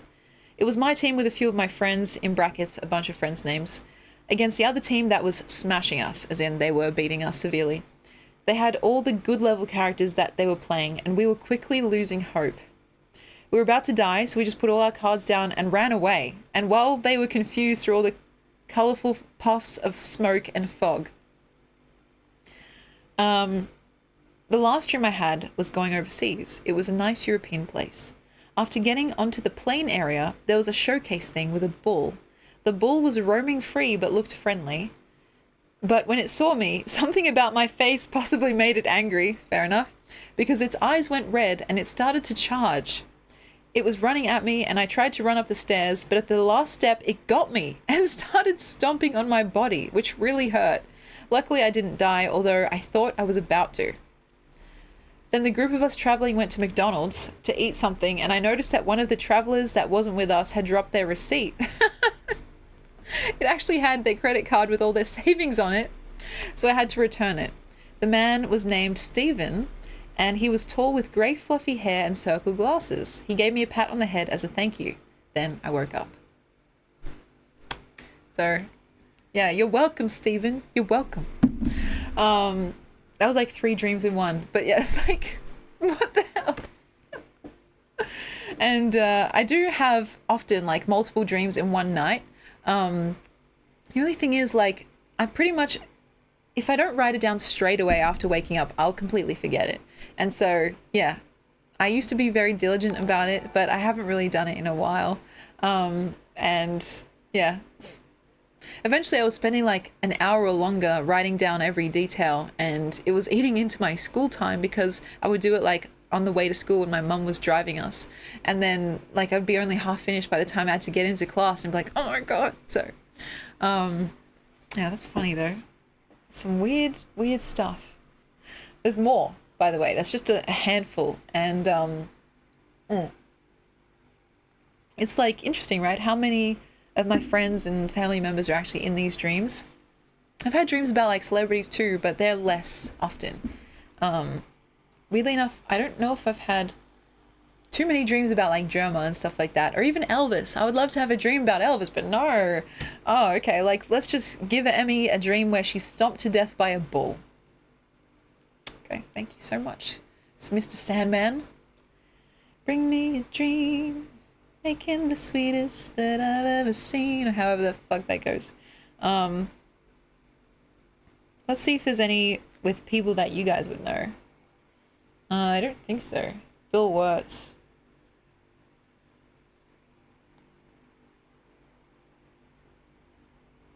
This is so fucking strange. I can't. I can't. First time chatter, welcome in, welcome in. We're just talking about dreams. What's the weirdest dream you've ever had? Yeah, weirdly enough, so many of these actually are about being at the shopping mall, like the shopping center, which is interesting. Wow, I have a dream about Matthew McConaughey.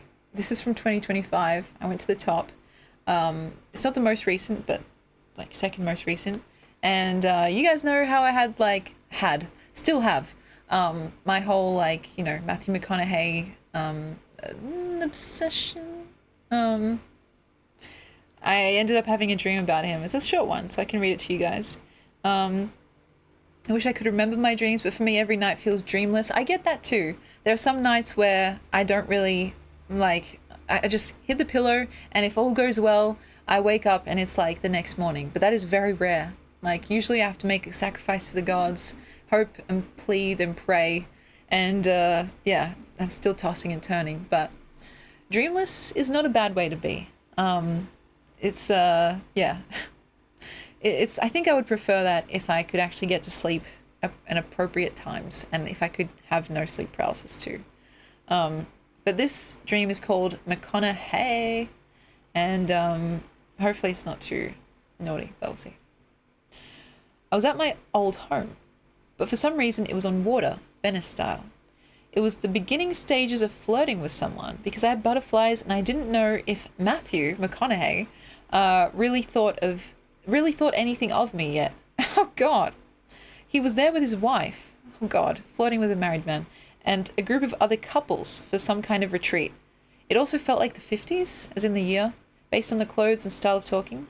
I was flirting with Matthew and trying to get closer and closer to him, and when I said something funny to one of his friends, just off the dome, his friend said something like, "Matthew, who's this little one?" Okay. And I replied, "Oh, just his second wife." What the hell? Why do I have like villainous Riz in my dreams? And we just met. He must have liked how audacious it was. He also seemed to like my Australian accent. Then later on, he found me again and referenced the wife thing. In front of everyone, he asked me to prove it. And then I can't read the rest. There we go. How do you prove that? Also, I'm so sorry. It's Camilla, right? His actual wife. My dream self does not reflect my actual awake/alive self's moral code. Like, girl, I would never, okay? Unless there's a, you know, some sort of agreement. But okay, anyway. Yeah, exactly. The ego versus the id is very true. And a lot of the times I just write very candidly in those dreams. And like, I'm like doing stuff that I'm like, damn, okay, Emmy, what the hell, man? Get your shit together, girl. Don't be shoplifting and flirting with, you know, flirting with people you shouldn't be. But who knows? Maybe that's the best place to do it, if any, right? In your dreams and in your like mind, not in real life. Yeah, I've had some cool dreams. Like, I was going to say this last time, but I forgot to. I've had dreams that like had sequels. Has that ever happened to you guys? Like, I've had a dream from years ago that has ended at a specific point, and then at some point in the future, it just continues, and it's like, whoa, I know this place. I know this story. more often than not, weirdly enough, it happens with nightmares, and I can kind of almost figure out how to like not have the bad thing happen, because I'm like, okay, I know how this story is going, or like how it's been before, and see if I can change the outcome. It's very weird, and I really hope one day we have technology that lets us, like, I don't know, maybe rewatch them and stuff like that, or like just pass them somehow, PARSE, because like that could be really interesting to see that, and just, yeah, remember it and store it for later. But anyway, gosh, talking about it so much, I'm like, I'm gonna have sleep paralysis tonight. I just know it. I just know it, guys. Maybe I'll try and write about it if it happens though. And yeah. We should have a dream section in the Discord. You know what? Should I make that? Like right now? Let me see. So, I guess that would be the creative corner. It could technically fit under experimental or writing, but if it's specifically for people to share their dreams, I think that could be kind of funny. How do I even make a channel? I've forgotten how to do all this stuff. Create channel. Dreams. I'm doing it literally right now as we speak, guys. So if you want to be the first person to put a dream in there. Text, yes. Let's see, did that work?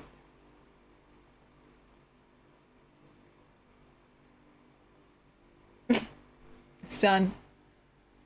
I'll fix up the formatting later, but yeah. What should be the emoji that goes with it? Like a little thought bubble or something like that. That is so funny. Okay. Thought bubble. Perfect. And I'll fix this one up too. Look at me doing like tech related stuff. Paintbrush, pencil. Sorry guys. Alright, cool. So, there's a new channel, guys. If you want to put your dreams in there for people to read, there we go. And now that I am actually looking at stuff on my phone, I did want to share some poetry and stuff. I'm still sweating, even though this fan... I need to sit back. Oh, I have been writing a lot, and I've been weirdly productive, you know? So let's see. Do you guys want something short and sweet, or something long and sour? That does not sound right. I'll actually read to you one that has the word cherry in it, because, you know, Emmy Cherry, this channel, and see what you guys think, or even if you just want to listen, sit back, relax. This one was written literally today. Well, it was written at like midnight, so kind of the liminal space between today and yesterday evening. So it's titled, "The warmth spreads from nowhere to nowhere, but I still feel it." And this is how it goes. He says he wants only to be a hot pulse in my hand, a heart with all the colour kissed off. He's newly minted, the hardest part of him spit shined, unsplintered, a sparkling darling spun into what he always was already. Though, he could ask to be the final throb I'm wrapped around, the little death at the end of a sentence or task. He could ask and be the pressurized burst of whipped cream atop a glistening maraschino cherry. What do you guys think that's about? It's a little bit saucy, maybe? Maraschino cherries are the really sweet, super saturated, like red cherries that go on like cakes and stuff, like on Sundays and all that. And I thought that image was really visually interesting to me.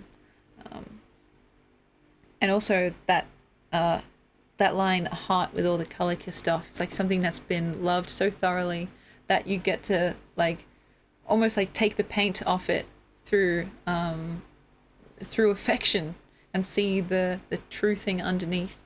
Kind of reminds me of that story of Oscar Wilde, his grave, which, you know, has been famously now put behind a glass kind of barrier because people used to go up to the gravestone and put lipstick kisses on it.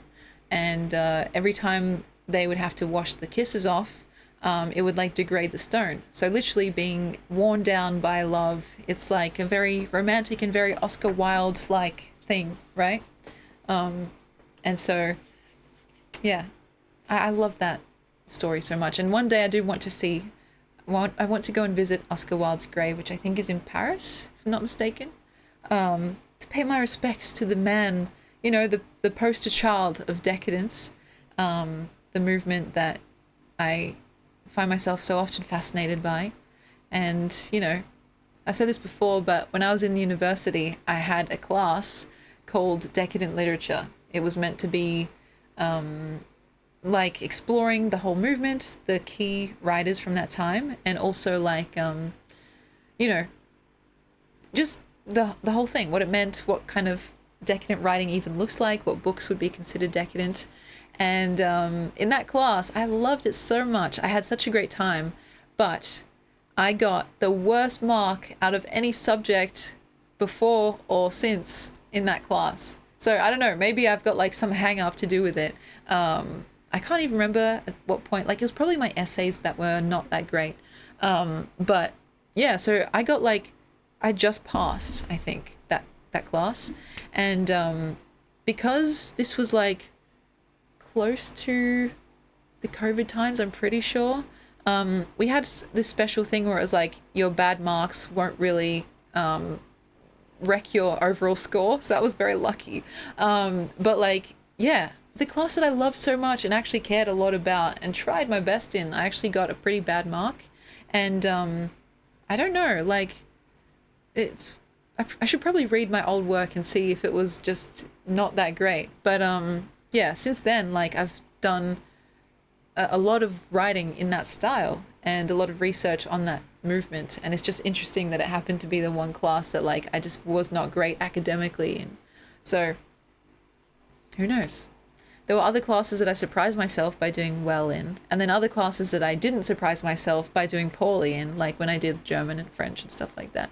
And so yeah, if I had been more kind of organized and planned it well, I would have been able to get a major in creative writing and a minor in literature. But I just ended up having a major only because I missed it by one elective.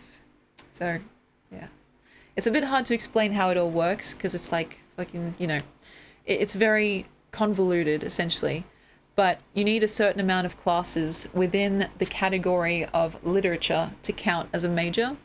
And I had maybe 5 out of 6. So like, on paper, I technically can't say that I have a minor in literature, but like for all intents and purposes, I do. So, you know, I don't say it, but sometimes I just think it in my head, you know, creative writing major and literature minor. So, but yeah, it was fun being in university for part of it, and then not so fun in the lockdown times, but which is where I did most of my, or actually my entire honours degree. But yeah, it was an experience. It was certainly an experience of all time, I'll say that. And now that my brother is like kind of in the thick of it, because he's doing his PhD, we were at different universities, so like he's not at the place that I used to go. Like he's basically signed up for however many years, 5 or 6 years of intensive study, and I'm just like, bro, I don't know, I could not go back. I just can't. Doing my honors degree took everything that I had, and I enjoyed it. That's the weird thing, like I loved it. I had so much fun, and I got to write about stuff that I really cared about, and yet still, despite that, it was like, it was enough. And my brother, every now and then, he just kind of just gently pokes me and is like, you ever think about coming back to school? Like doing a bit of, you know, doing a bit of a PhD. And I'm like, that's not something you can just decide to do like on a whim, you know? Though the thing is, he actually convinced me enough that I put in my application like at the end of last year. And then this year they rejected me. So, you know, you win some, you lose some. I got a message back after so long. You'd think they would be a bit quicker about it because then, you know, you can actually decide to do other stuff with your life. But after months and months, they got back to me and they were like, sorry, we literally don't have anyone for you. As in, like, your thesis idea may be fine and well, but there's no supervisor in that category available. And so, yeah, I was a bit discouraged. And I think I probably told you guys at the time or something like that. Maybe it was at the end of last year. But anyway, I don't know if I'll apply again because maybe it's a sign. I'm not sure. Emto, thank you so much for stopping by. Take care. Have a wonderful sleep. And I'm glad you got to see the epic movie. It really was epic, right? Yeah, Nom, so you like about half year from having a mechanical engineering degree. That's hard. Like, it's one of those things where it's like, yeah, I know it would be good to go back, but at the same time, can I afford it in terms of my mental and spiritual clarity, you know? Yeah, just a PhD on a whim. Artonicus, welcome in, by the way. Just a trip to the moon during lunch, quick domestication of blue whales for the weekend, just, you know, just as a little side quest. It's funny because, like, you know, I know my brother means well, and actually he is one of my biggest cheerleaders, and I have him to thank for a lot, like a decent chunk of the wonderful things in my life, actually. Probably about 60%, right? If I had to put a number to it. And every now and then he'll like send me, because he's still at uni, right? He sends me emails, he forwards them from like little shout outs for like journals that are looking for pieces to submit their stuff to. And he doesn't have to do that. That's the thing, like, he's the type of guy that will just go above and beyond. And I'm like, you know, I'm very grateful and appreciative, and I don't even know how to express that to its fullest degree. Because, like, you know, he's literally under the pump doing this incredibly difficult thing that, like, you know, not many people actually do because it is so hard. And yet he still finds the time to, like, you know, regularly send me stuff and like kind of jostle me and be like, hey, you should submit to this thing. You should write this thing. Because otherwise, like, you know, a lot of the time without that extrinsic motivation, I'll just not do it. And as you guys can fucking clearly see. So, yeah, I feel very, very grateful. And yeah, you know, I'm glad that he's living back here with me again. So, still, he's very shy, and it's said in jest, like he said he'll come on stream at 1 million followers. You know, we're not too far away at 2,000. We're not too far away.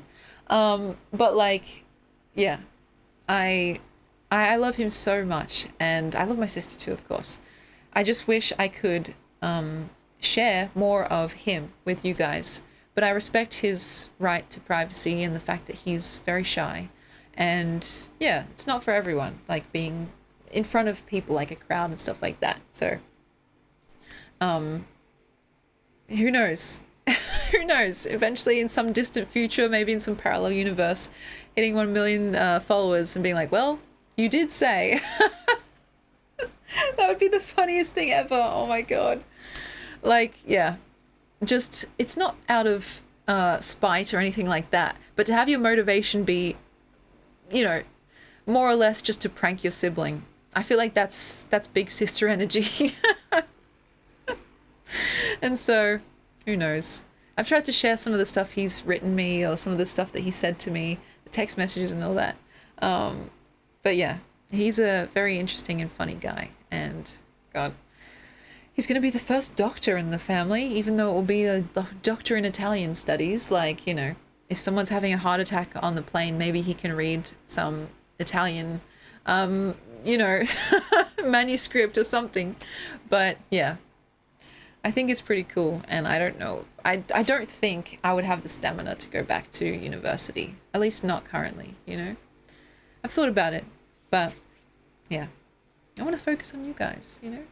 I want to put everything I've got into streaming and just my random little creative pursuits. I'm blessed that I can actually do that. Like, I have a little bit of breathing space in the way that not everyone does. So I do try and take advantage of that when I can. And also, I should say that, you know, the money that I make from Twitch, the money that I make from whether it's like my website or I don't make any money from YouTube. But, anyway, my like clothes store and stuff like that. I either put it back into the stream, which is part of, you know, part of the pleasure, part of the job of it all.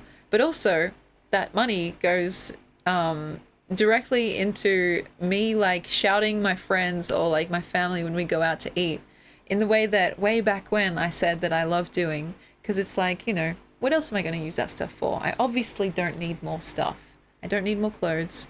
I have a roof over my head. I have the ability to put food in my mouth. Like, what else do I need, right? It's like, I just feel like if I can use that for, I don't know, treating other people, or like we've donated a few times to like charities and stuff. Not as much as I would like, to be honest. I mean, I feel like I could do more, but yeah, it's baby steps. And I still get emails and actually letters in the mail from like the foundations that we've donated to. It was Pankind when we did our subathon, I believe, which was for pancreatic cancer. And then we've donated in the past to like other stuff, like really small donations like Wikipedia. And before that, I think this was before streaming, I also donated to like animal shelters and stuff like that. So, you know, I feel like I've been trying to be responsible, or at the very least, like, use the money in ways that I would be proud of. To be honest, I still, like, indulge a lot. Like, I'll get myself a little thick shake now and then, or, I don't know, a lip gloss. I don't know. But mostly, like, my favorite thing to do is actually just spend it on, like, yeah, other people if I can. So, yeah. Anyway, I am very grateful, and I know that it's not right. It's something I talk about on stream a lot, that, you know, think about all the creativity that's kind of being stifled right now under economic duress. Like, the artists out there that could make the next masterpiece, but instead they're just trying to pay their bills, and so they have to go to work. And of course, by the end of a 12-hour shift, you're fucking exhausted. You don't really feel like doing much else than sleeping and restoring your body and mind. And it's a terrible shame. I don't know how to, like, help that. As in, like, I don't know what I can do except just control the things within my general vicinity and, yeah, be grateful for the privileges that I do have. Because I do want, and I do think this is true, that, like, you know, art, and more specifically poetry, because that's my focus, is for everyone. It should be for everyone.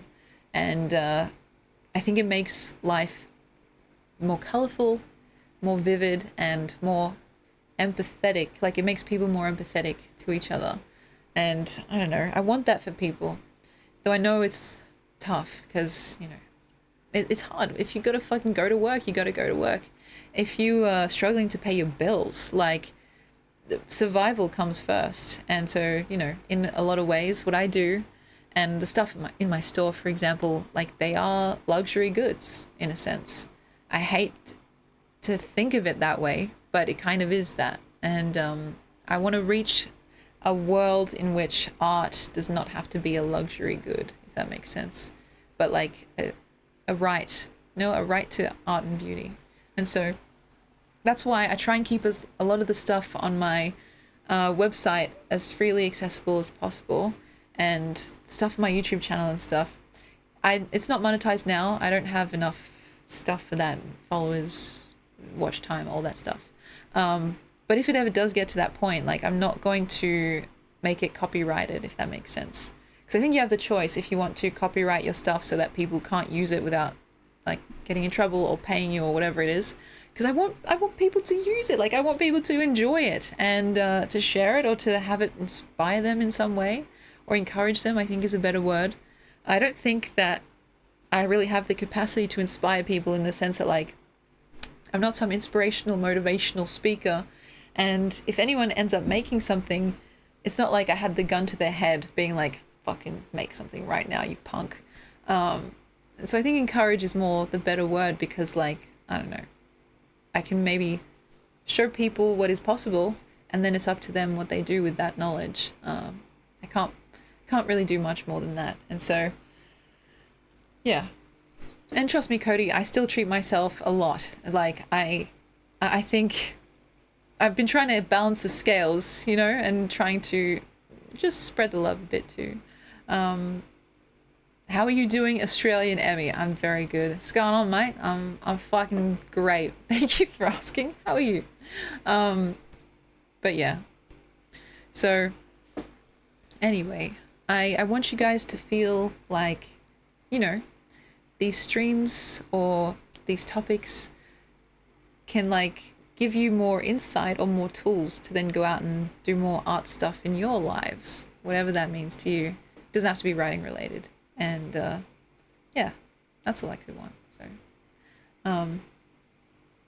our first time chatter, good morning to you. Here it's actually nearly 11 p.m. So damn, where are you coming to us from? I'm coming at you live from exact IP address, home address here, Australia. So Kala Efcharisto. Oh, Barakalo. Now, my Greek isn't that great, but I do know the basics, and some of the rude words too, because of course, you know, like when you're learning a language, that's like the first thing you learn. My grandpa, like my grand uncle, it's kind of hard to explain. We just call everyone like grandpa and grandma, even if they're not directly related to us. But anyway, we have this little meme, right? And you'll have to bear with me. So one of my grandpas is, you know, I went to his birthday party recently, actually. He turned 85. He's kind of getting on in years, and he makes that known to everyone that he's like, you know, he's tired and he's sore. And when people ask him how he's doing, or like, you know, what's going on in his life, the typical answer is then boro, where then means like it's negation, like I can't, and boro is like a conjugated verb for to be able to. So like he's saying I can't. Whenever someone asks him like, how are you? He's just like, then boro. I can't. I just can't. And then it was recently where this meme kind of came about, where for some reason, I don't know what brought it on, he changed the word. So he kept the word, actually, he changed the conjugation from the I version to the collective we version. And so instead of saying then boro, he said then borume, as in we can't. And so it's just like, and then the first time he said that, I'm pretty sure his wife was like, hey, don't include me in this. Like, I very much can. I don't know about you, but I can. And so from now on, anytime we chat, we just like say that meme. I'm gonna say we, I mean like my family. We'll just be like, them borume, we can't. And yeah, so if my mum says, Emmy, can you set the table? I'd be like, them borume. Or like, brother, can you take out the bins? Then borume. It's just like, it's just a meme. I don't know. It's like a meme on the family scale. Because like literally no one else, it's just like generated in our family. It's like not something online or anything like that. But it's just so good. I don't know what it is about it. And it's very helpful. It's applicable. Sometimes you just feel like you just can't, right? And so, yeah, it's a very collective spirit. We can't, in fact, we can't. And he's a funny guy. Like, he's very surprisingly sprightly for his age. And the fact that he says that he can't do anything. But yeah. So if you guys ever, I don't know, ever want like some excuse or some response to someone asking you to do something, then borome. I can't. We can't. And so, yeah. Does he make a mean moussaka? Oh, the food.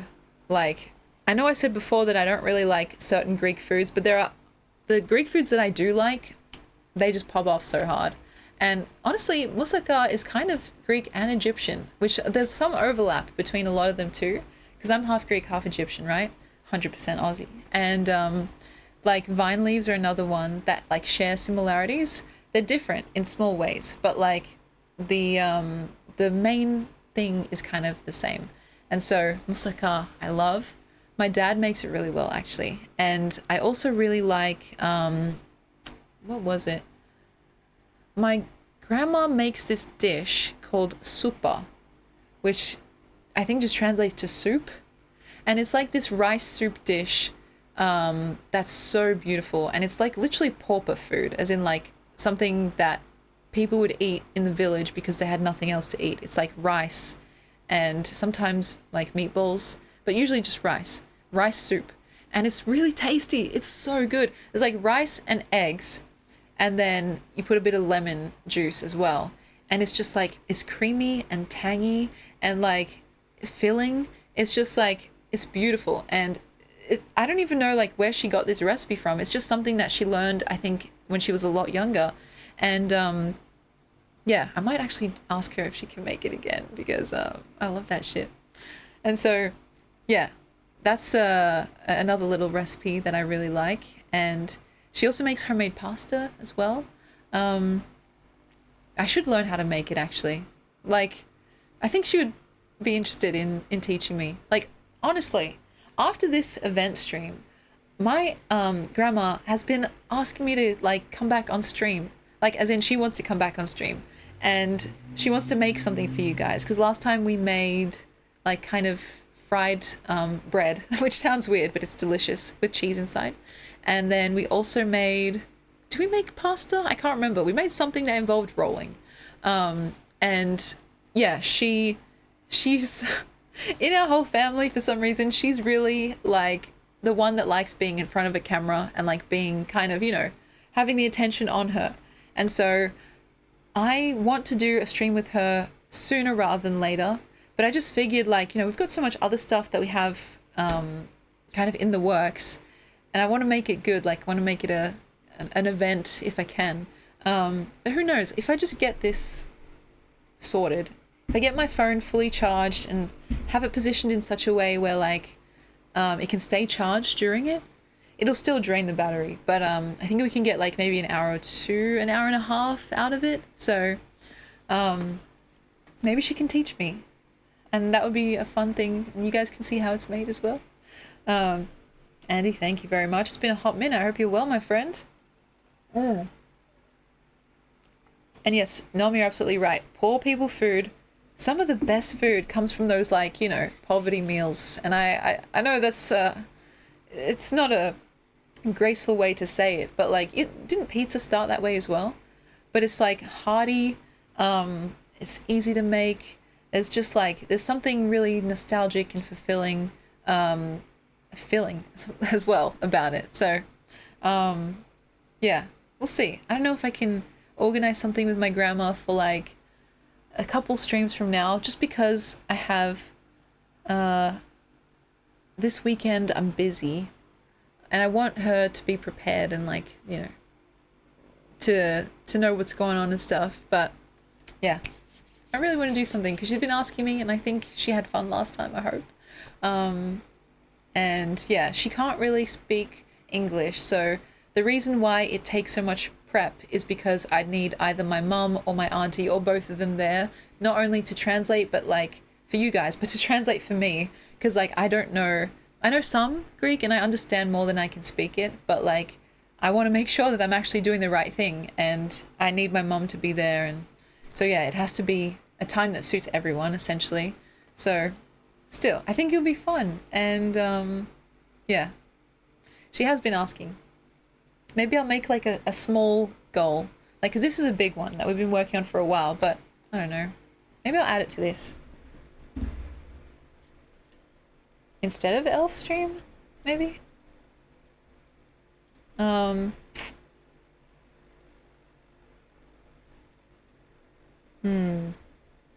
Let's say 100. And I'll give that money to her. We'll halve it. Because last time we did that, something similar, right? And, wait, let me change this before I keep talking. Granny stream. When I tried to give her the money, so this is what happened, right? I can't remember how much money we raised. First of all, she wouldn't take it. And I was like, please take this, please. Like, this isn't even from me. It's from the community. Please take it. And she was like, no, no, no, no, no. And she was getting angry about it, right? She's like, I'm not taking money from you, right? And eventually I was like, I'm just going to slip it into your bag and you're not going to even know. And she's like, no, no, no, no, no. Okay, fine. We came to an agreement. I think we went halvies, right? So we can do something similar. Maybe I'll try first to give her the whole thing and see if she'll accept it. But yeah, it was very sweet. And I don't even know, maybe we got it on camera like afterwards. But yeah, that was nice. And I don't know, it's a small thing, but like I want to be able to pay my guests for their time. I've tried to do it in the past with my guests, and almost all of them, I think except Ragamuffin, took the money, because like I was like, guys, I'll have you on stream, and whatever money we raise, I'll give it to you. Like, I don't know if it'll be $10 or if it'll be $100 or if it'll be $1,000. I'll just give it to you. And you know, because we've had guests on at the same time as like certain events or like certain perks or whatever, there's usually been, you know, hopefully a nice chunk of change for them. The same thing happened when Ragamuffin was on, but she would not take the money. I tried, guys.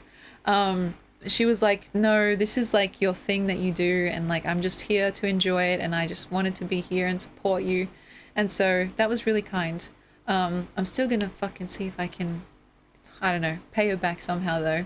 And that's why, like, you know, the shouting people when we go out and stuff is like so integral, because I feel like I don't know, I'm often very gracious, like I'm very grateful to be graciously awarded, like, you know, such kindness and generosity. But I just feel like sometimes that I gotta give some of that back, some of that energy, you know. Yeah, my grandma, I love her so much.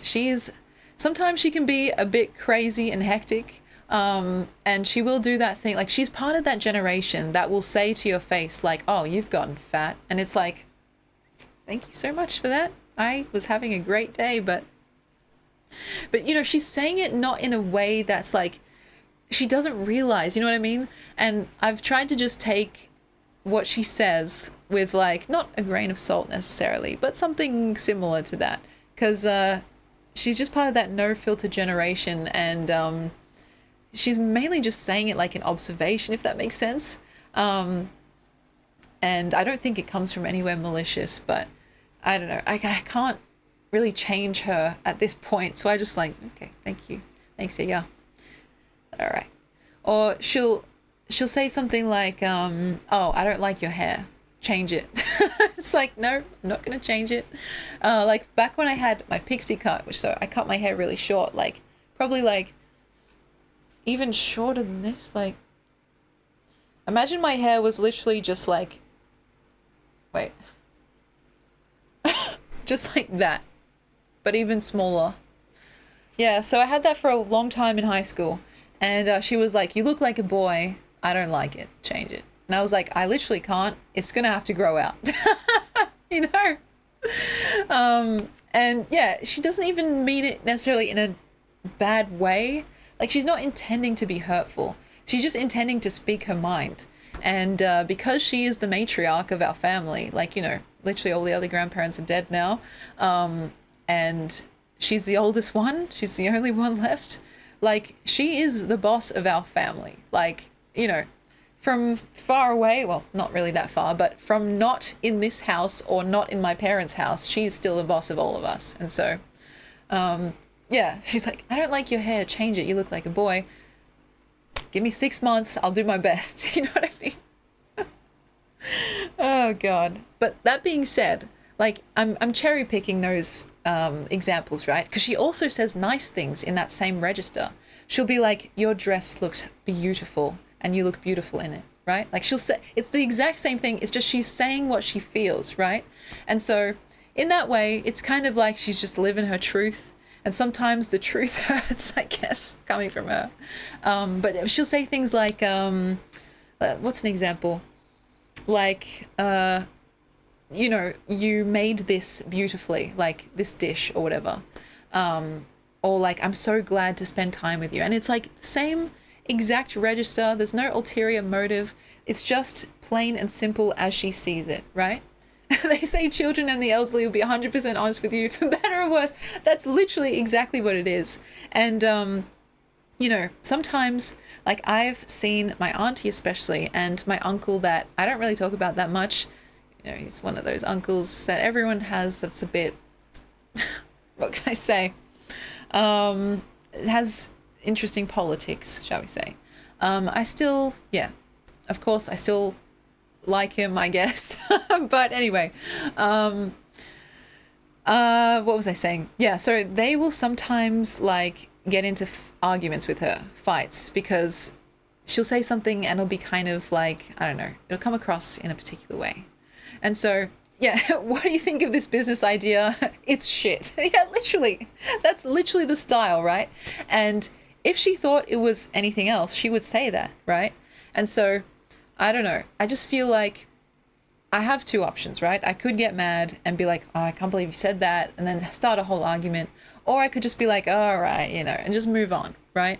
And so I've had to learn with her especially to just kind of let it roll off me, because I don't want to be annoyed. I don't want to have my day ruined when I could just choose not to.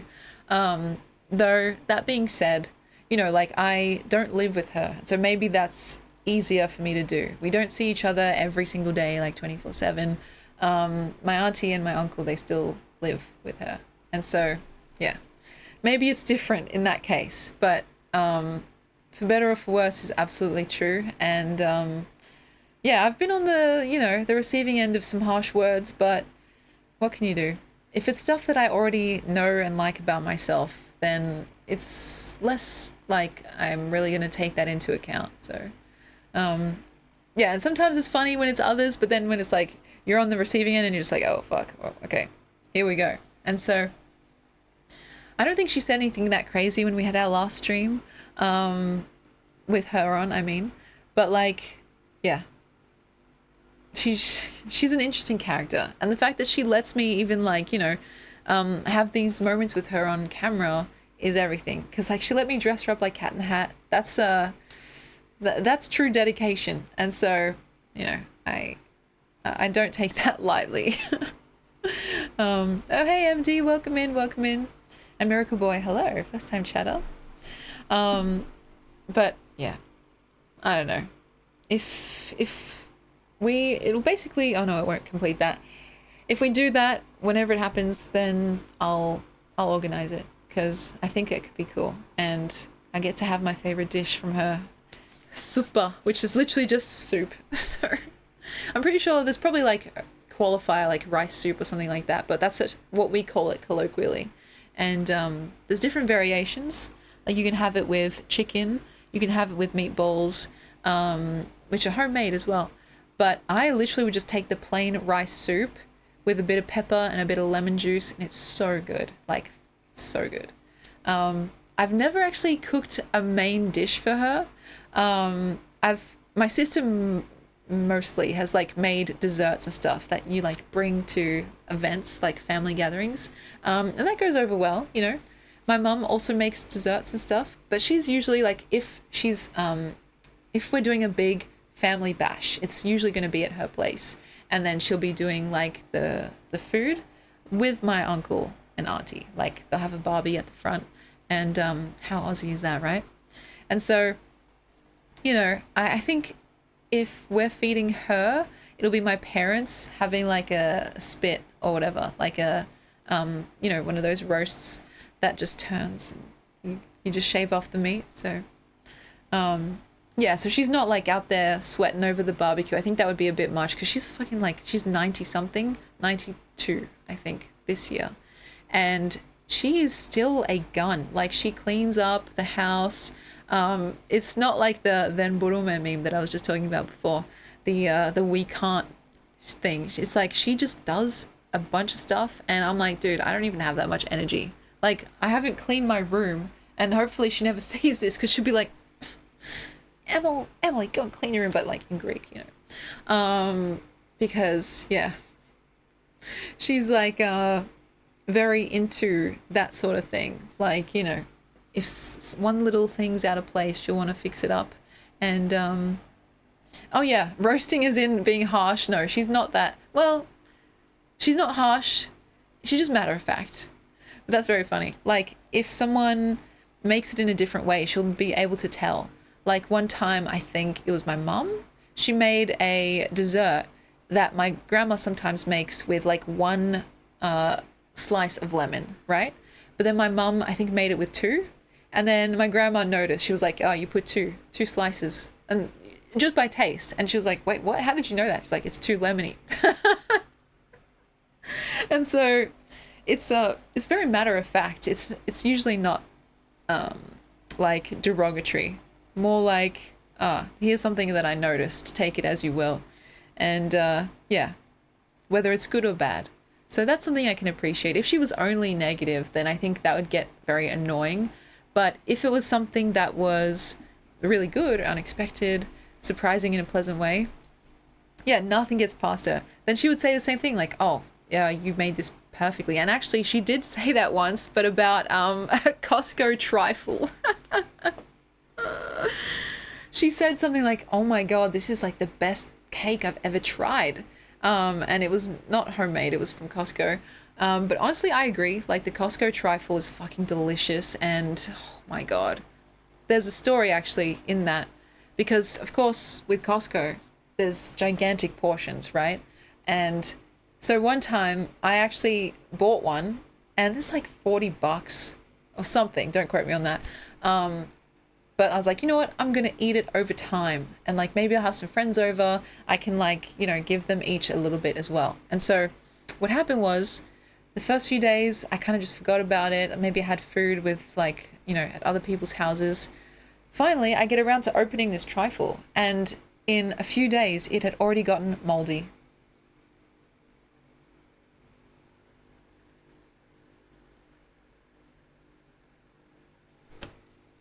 That really hurt. Not just because of the terrible wastage, which I felt horrible about, but because like I genuinely love that trifle. Like, it's fucking delicious, bro. It's so good. It's got like custard and like whipped cream and strawberries and like this beautiful some kind of cake. I don't even know what it is. And like, I don't know what they put in there. It was literally like crack cocaine, because like I've tried it when it's not moldy at my parents' place and stuff. And oh my God, my grandma was so right. Like, she was like, that is delicious. And so I felt really dismayed when I saw that it was moldy. And I still had that split moment where I was like, well, it's not all of it. Maybe it could just go around, but no. I'm pretty like icked out when it comes to food, especially if there's even the slightest hint of mold. I will err on the side of caution, and usually it's it's more than obvious that it's way past. So yeah, can I refund this? Exactly. It wasn't even that long. It was like a few days. I didn't realize that Costco's thing was like, a lot of their food you have to eat like on the day. And so I haven't bought one since then. I have learned my lesson. But when my parents go and they're like, you know, should we get a trifle? I'm like, yes, please, I'll come over right now. Because it's so good. Wait, I'll see if I can show you guys a picture. And is it called trifle? Costco trifle? Oh, is this it? It's very similar to this. So, yeah, you're full screen.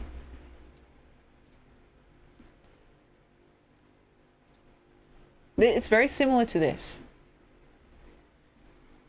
Spark, welcome in, welcome in. And it's fucking delicious, guys. It comes in a tub. This is like, it's plated up and stuff, but oh my God.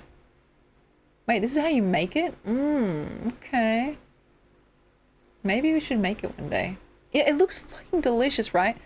And oh my God, you don't realize how sad I was when I opened up the tub and it was just moldy.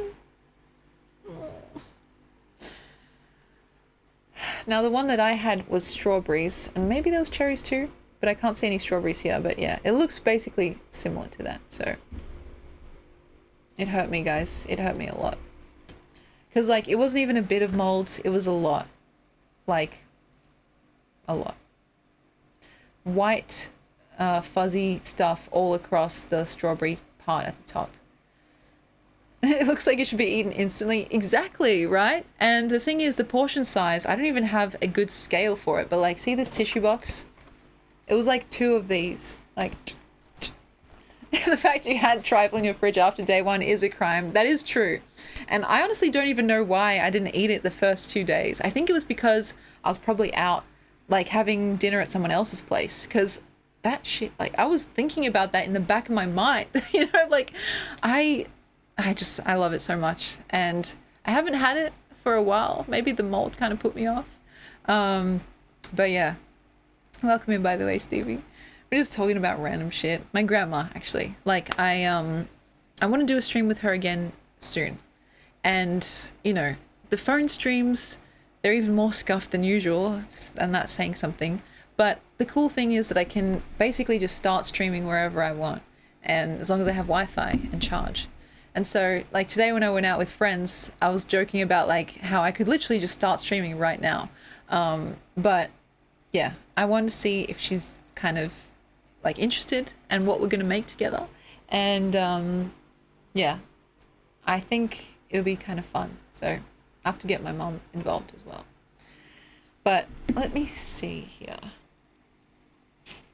Because, like, my calendar...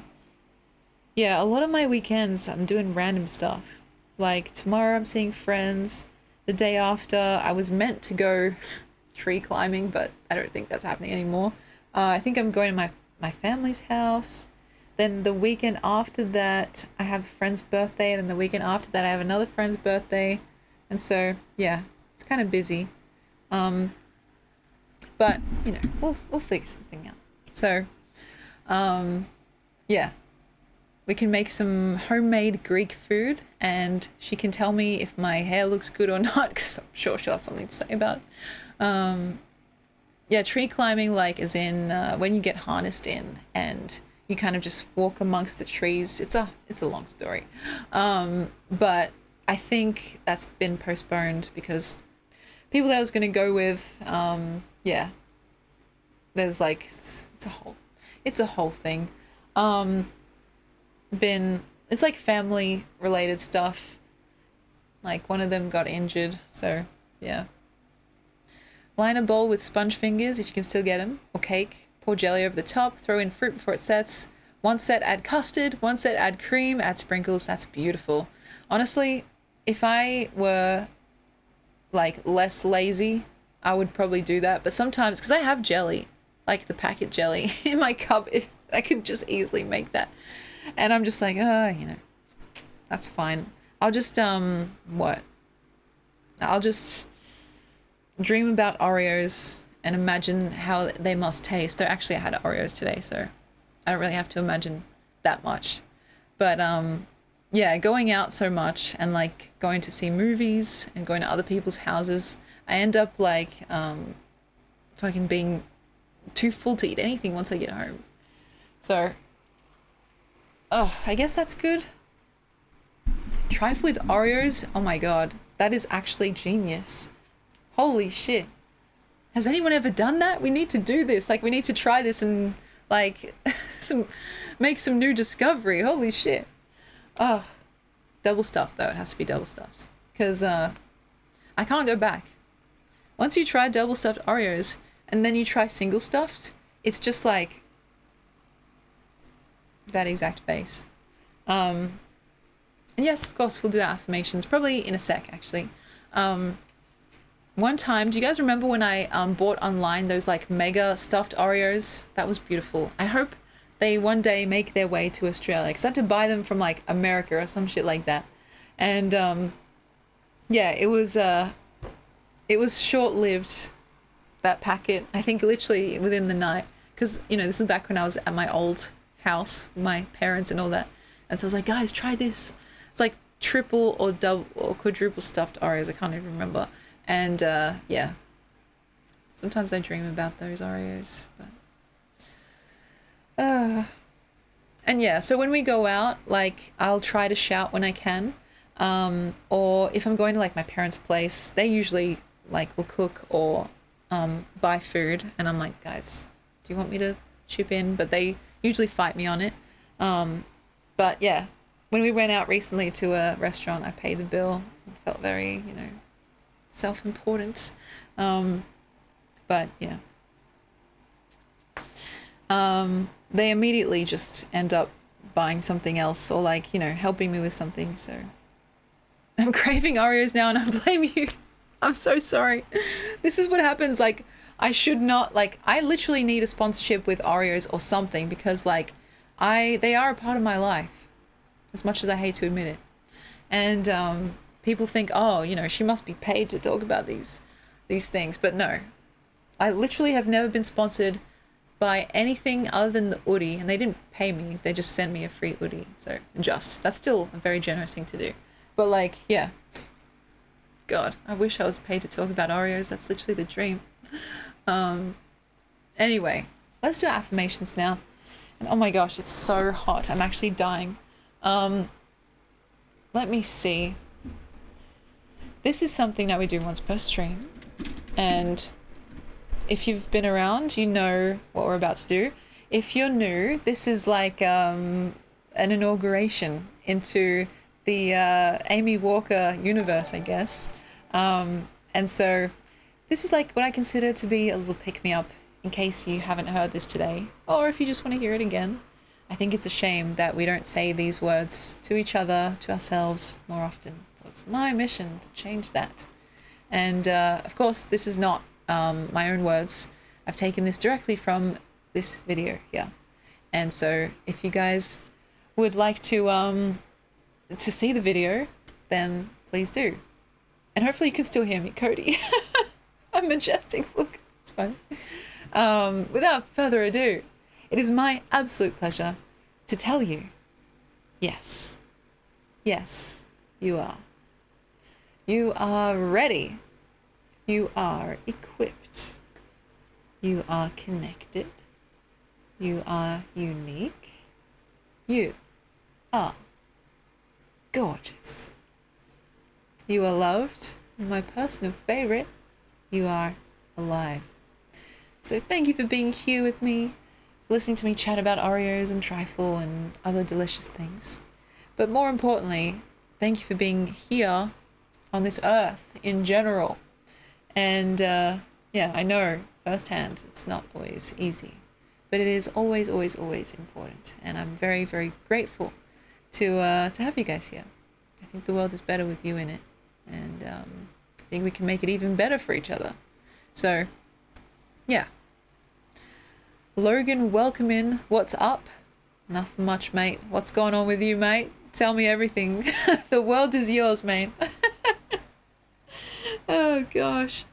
Oh, yeah, and actually, if you guys are curious, how I said I saw my friends today? Well, one of those friends was actually No Beans, No Ham, who you guys may have been here for when he stopped by in the chat and literally just gave me the fright of my life. Because I happened to be talking about, oh, I wonder if a friend from IRL would ever be watching, just kind of, secretly. And then he was like, I know you in real life. And I was like, oh yeah, prove it. And then he actually did prove it and I nearly died.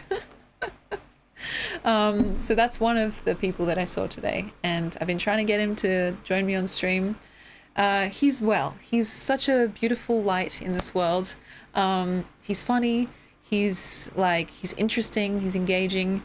And he did say that he would be willing to come on stream, but I just need to organize it too. So, yeah, we'll see how it goes. It's funny because I think C Locket made a video as well about that whole interaction. I haven't watched it yet, but yeah, just literally I was so shocked. I nearly died live on stream. So, yeah. Oh gosh, we need to see it. It was literally the craziest thing. And I was saying afterwards, like, it sounds like it was a bit or like it was planned or like, made for content or whatever. But I was just talking out loud and honestly, I'm glad that he interrupted when he did, because I was going to keep going and say some pretty fucking, like, you know, revealing shit. It's like, oh yeah, imagine if a friend was watching, like, that's kind of hot actually. And then all of a sudden it's like, oh, okay, maybe don't go into the psychosexual, like, eroticism behind someone you know watching you anonymously. And, yeah, that was so funny, because that's why I was so shocked, because I was literally describing the thing that was happening. And, yeah, I was like, and then afterwards we were chatting and he was like, I wasn't actually going to reveal myself until you mentioned it. And that was, yeah, very interesting. So, anyway, I have not read Women Who Run with the Wolves, so it sounds familiar. I hope you're well. Yeah, it has been a while. I am reading Dante's Divine Comedy. This one. If you guys are wondering what the bookmark says, it's flipped, but it says, I am my only master underneath. Which is from a different book that I love called The Forbidden Game. Wait. Just flip it in your mind, you know, that's fine. Originally, the bookmark that I was using was like some random receipt from like a purchase that I made at the grocery store or whatever. And I was like, oh guys, I should probably not show you this because it's got like my details and like the address of this place and all that. And I was just like showing it while saying it. So anyway, I changed that really quickly. And yeah. My desk in general has a bunch of random shit on it. Like there's this check here, which I shouldn't show. It's got my name, my bank account, and everything to do with me on here. But it's been on my desk for like, oh, when did they give this to me? Does it say? The 2nd of April, 2025. So almost a year ago. And guess how much money it's for? $4.95. So, yeah. I have not taken it in to the bank, but it's been just on my desk for so long, and it's like, it's $5, you know what I mean? Like, am I gonna go into an actual bank to be like, hey, can I put this $5 in my account? Yeah. Yeah, I am living on the wild side, it's true. Like, I have not too much revealing stuff on here, actually. That's basically it. The receipt that I threw away, and yeah. I don't keep any, like, letters or anything in here, which is good. But yeah, I just need to fucking... I gotta take that $5 to the bank. Guys, someone convince me, please. And I keep forgetting it. Like, maybe I'll put it in my bag. So next time I just happen to be there, you know? Like, alright, yeah. And yeah, it is true. It's good to keep some cash, but it's not even cash. It's just like a bank check or whatever it is. Like, I couldn't use this as legal tender. But I'm going to take this and put it in my bag. So next time I happen to be there, hopefully I can remember. So, this is my bag, guys. My auntie got me that. And, yeah. Hopefully I remember. Because it's been a year, almost. Holy shit. Other stuff include this... these ears, this random like phone stand that does not really work at all, but still like keep having hope every time that it will work. And then just, yeah, a mirror if you guys want to see yourselves. That's what you guys look like to me. Forgive me, it's so dirty. What the fuck? You are gorgeous, but I've been new. Okay. See that?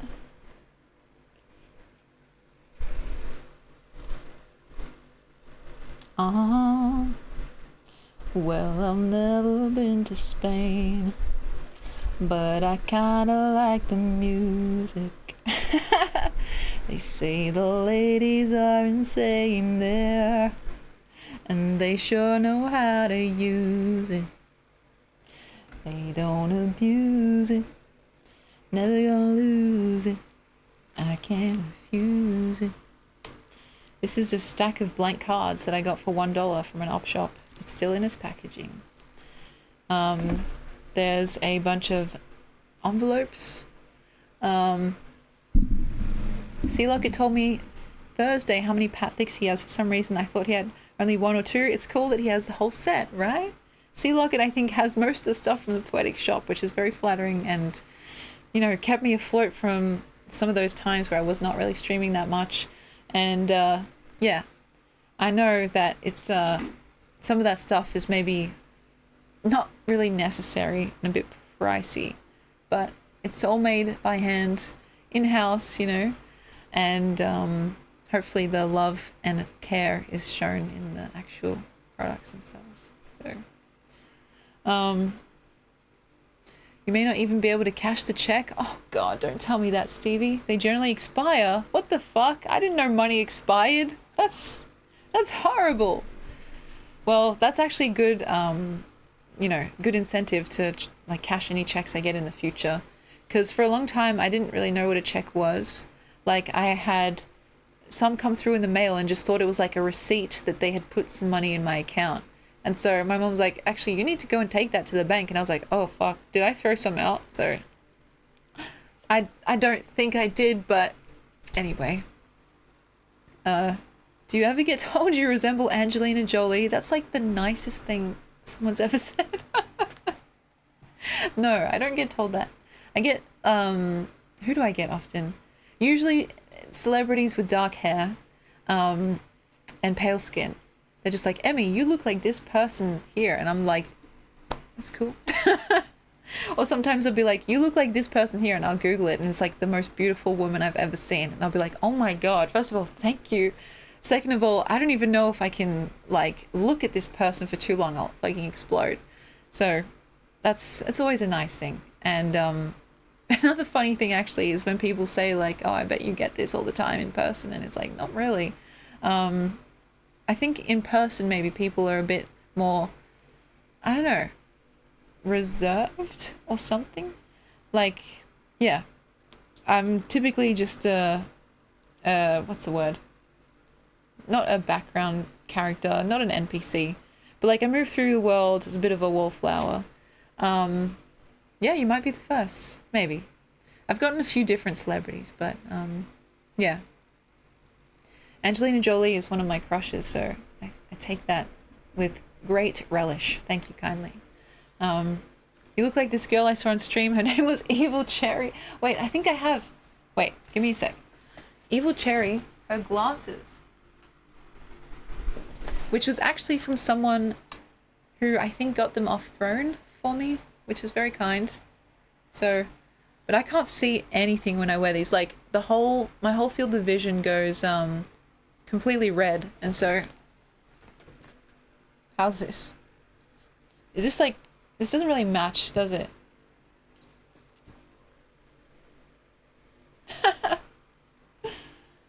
Well, since my baby left me, I found a place to dwell. Oh, it's down at the end of Lonely Street, Heartbreak Hotel. Well, I'll be so lonely, baby. Or one of my favorite renditions is when he sings, I'll be so horny instead of lonely. You look like you need a blunt right now. You know what's crazy? Believe this or not, but I swear it's true. I've never had a blunt in my life. I haven't had a smoke in my life either, unless you count a prop one. Yeah, Elvis Behave, I know, right? I'll be so lonely, baby. Oh, I'm so lonely.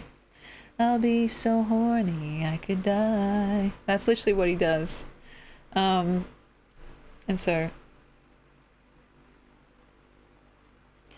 Though I am constantly annoyed by my hair part, because, like, this thing here, it looks way too wide. I don't know. It's probably annoying because I say it so often, but, like, I'm pretty sure that's not normal, and I don't know how to fix it.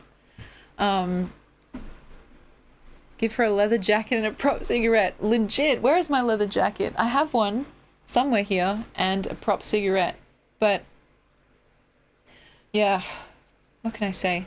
we're always going to be our own worst critic, right? But because I stream in such a way where I can see myself, and in fact, it gets quite insufferable looking at yourself for so long, right?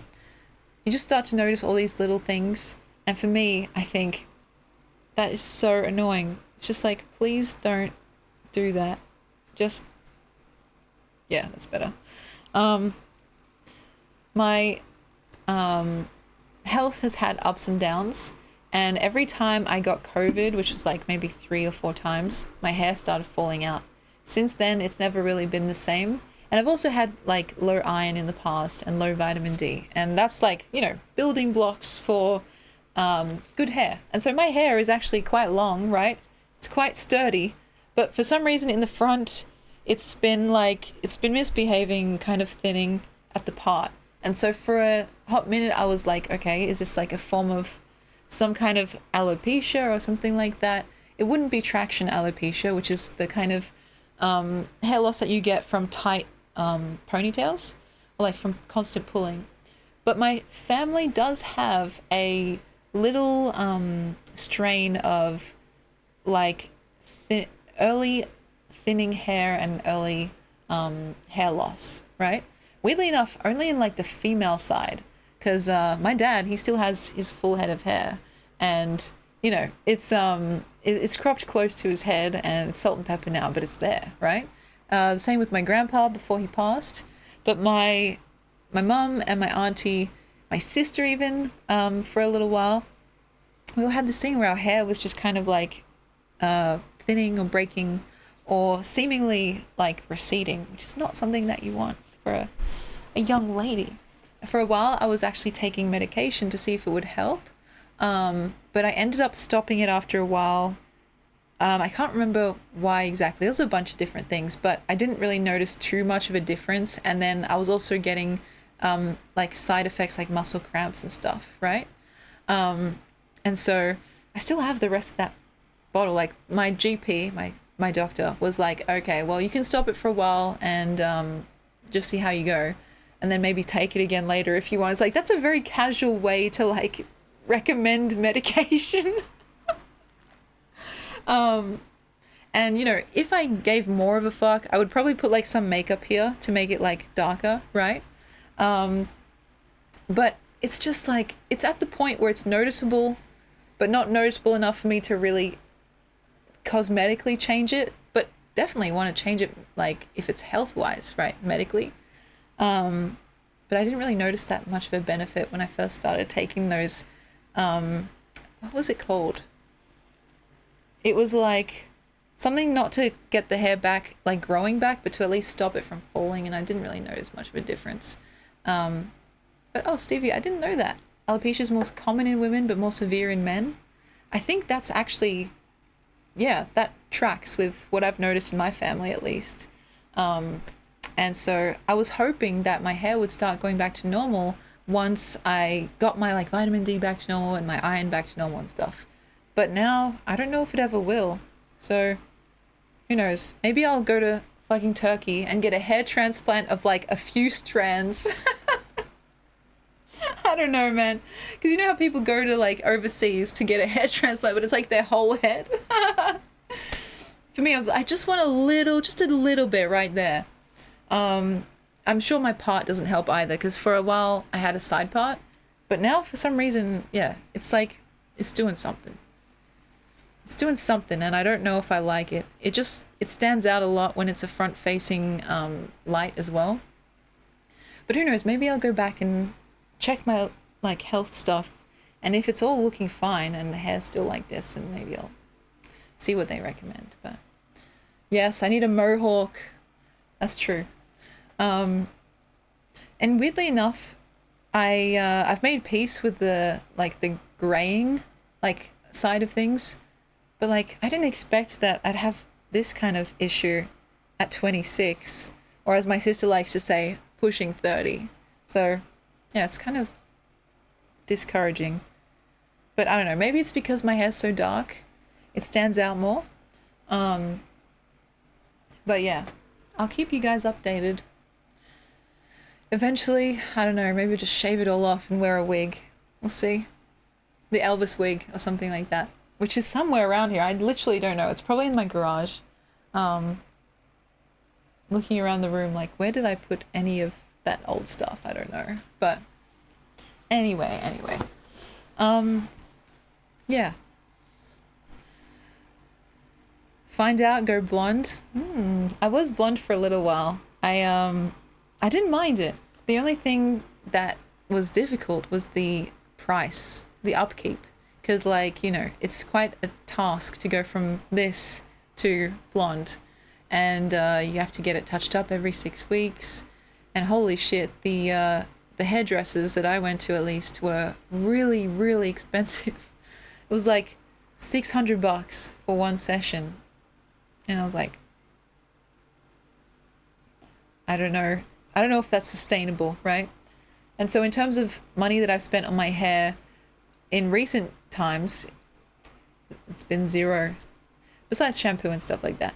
Because, yeah, I don't go to the hairdresser anymore. Like, my hair's long, and so I don't really get it cut that often. But if I do, it'll be like a trim, and I'll get, like, my friend, my brother to do it. Because a lot of people in COVID, like, during lockdown, they learnt, right? And that's actually funny, because one of my friends said the same thing. Like, from COVID onwards, he just got his sister to cut his hair. Like, easy as that. And so if I'm not coloring it, then, yeah. The only money that I spend on my hair is like shampoo, conditioner, and hair, like, what's it called? Like heat treatment. So like if I use a hairdryer, it doesn't damage it, at least not too much. Because, yeah, it's actually not great to heat treat your hair. And recently, I've just been letting it air dry because it's been fucking hot AF. And I also sometimes just sit in front of the fan here and it does the job. Like, this is me without any styling, which is not bad. It's like nothing special. It's just straight, right? Comb over. Look, that's kind of better, right? Or is it like... See, it's just like, what the hell? Why is it so stark? It's so bright. I don't know. What if I just do this? That's fine. But I know it's the most tiniest thing and I should not really give this much of a shit. It's only because, like, I see myself when I'm streaming, like out of the corner of my eye, or if I'm watching a VOD back, or even when taking a selfie sometimes, I'll be like, okay, well, that's there. And it's weird to see, like, it's weird to both have long, like, strong hair, right? Can pull that pretty hard and it's like, it's in there, guys. But to also have it be patchy at the front, like, I don't know. Maybe that's how it starts. I do need to go back to the GP though and just like talk to them about it. So maybe that's something I should do soon. Blonde Emmy. I have a blonde wig somewhere too, though I don't like it because last time I wore it, I got like, I kind of had a rash after. But yeah. In this like room, for my ideal scenario, I'd have like all the costumes in a section, all the wigs in a section, and just like lots of pegs and stuff to hang stuff on, because like the hangers are good and the, you know, the makeshift wardrobe is okay, but like I have a lot of stuff that's like not really like a shirt or a dress that still needs to go somewhere, that's not a tub full of random stuff. Like yeah, wigs for instance, or like scarves and hats. Right now, they're all just kind of, they don't have a proper home, and I think that's contributing to the mess, because I can hang up all this stuff, right? And I'll still have a bunch of other random stuff, like, where does this go, guys? Where does this go? I don't fucking know, like, I don't know where to put this. That would be appropriate. Like, yes, I could, and currently it is, in a tub, with a bunch of other random stuff, but that's not really a great way to like locate stuff, you know? It goes on your head. That's true. Like,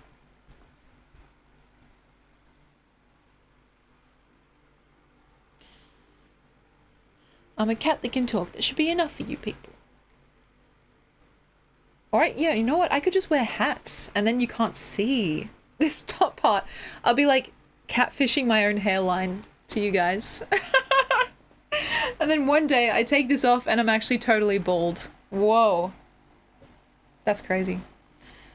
You can get spray on hair. I'm sure that's a thing. Or like even like I don't have any on me, but like there's like eyeshadow, just like rub some right there. You know what? I'm gonna test out if that will actually work. Do I have any eyeshadow? Let me see. I might have a palette up here or something. But it might not be the right color. Let's see. This might not be that one.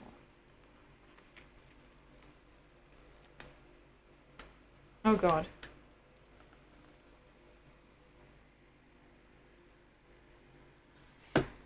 I don't know if this is gonna work. This might be a really dumb idea. Okay, now forgive me because I'm gonna have to look at myself here and it's completely self-obsessed. That looks a bit green. Is this gonna work? That just looks green.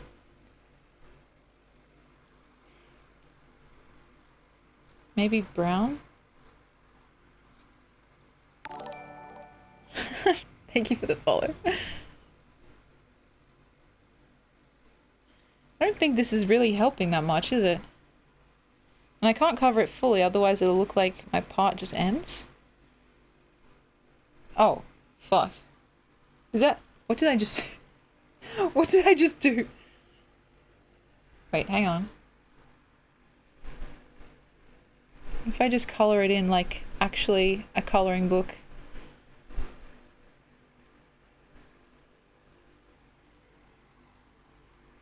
But then I have to go all the way back. No. Surely this is not right. I forgot what normal people's hair parts look like. Did that do something? Or does it just look dirty? Wait, in real life that looks horrible. In real life that just looks like I have purple at the front of my head. What if I put on my eyes? Yeah.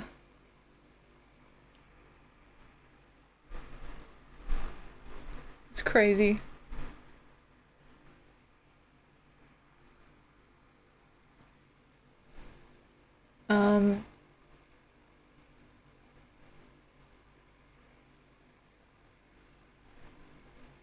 This is why I leave the makeup stuff to my sister. It's very experimental, guys.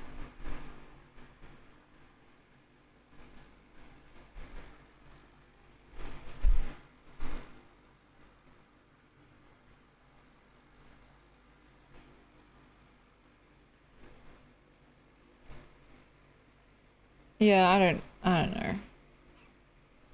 I don't know, guys. It's not really standing out.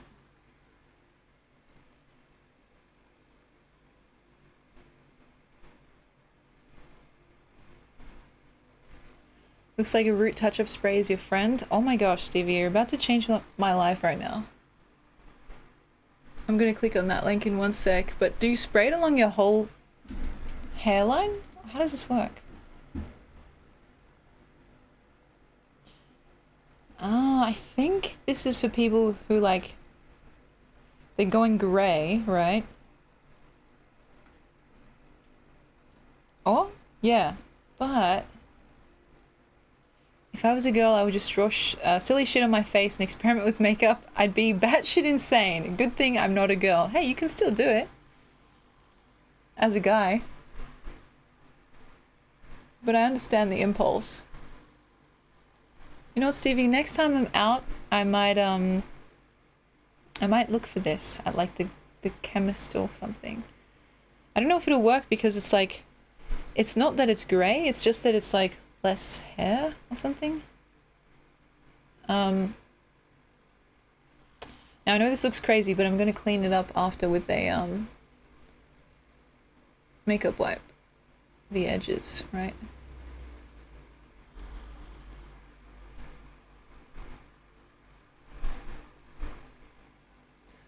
Wow, this is called high fashion, guys. It may look like a child did this to me, but it's actually high fashion. And yeah, this is a thing. This is actually really fun. I'm not gonna lie. Why do I feel like an avatar or something? Like the blue ones.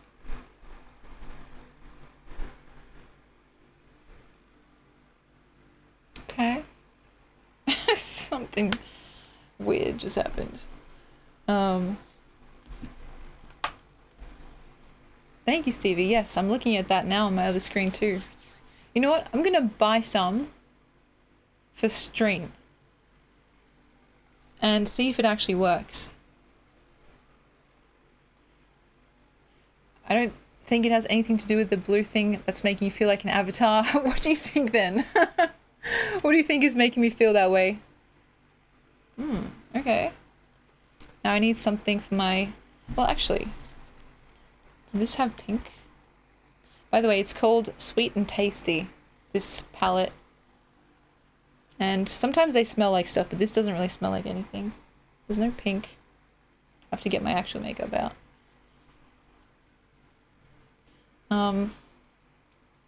This is purplish. Will this work?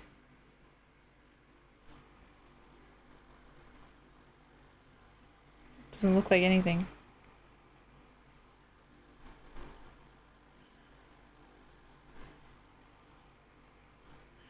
You know, something funny that I was saying last time about doing these makeup looks on stream is that, like, usually people do makeup before they're about to go out or, like, see people, right? You know, sometimes I bet people just do it at home for fun and stuff. But for me, because I stream at night, anytime I get up to no good with makeup and stuff, like, as soon as I finish stream and, like, just, you know, log out and everything, I'm going to bed. And so it's like I'm doing my makeup to go to bed and I have to pretty much take it off soon after. Which, you know, I don't mind. It's just funny. Oh, yeah, I would kind of enjoy giving myself a beard. And we can cross off another kink on the bingo card. All right. It's literally $10. All right, next time I'm out. Because I'm pretty sure they have them at the drugstore or, like, the chemist, right? I just never really paid that much attention. Or even, like, a hair care store, which we have here, too. Okay. Now, something for my mouth. We have this, but I've worn this a few times in the past few streams, and I want to switch it up a little. Oh gosh, excuse me, guys. My makeup bag.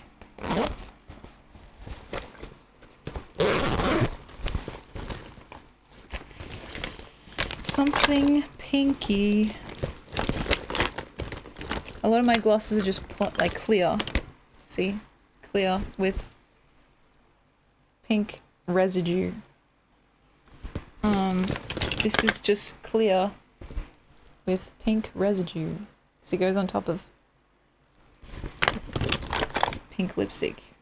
This is clear with just no residue. That's good.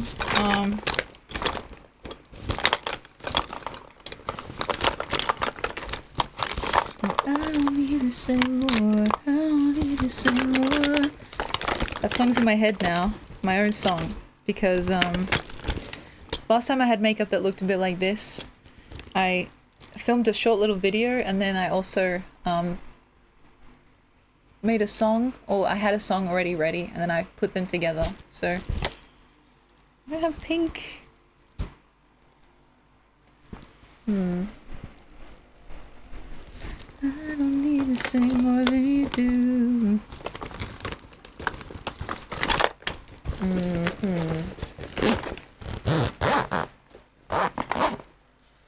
Okay, give me a sec. I might have something over here.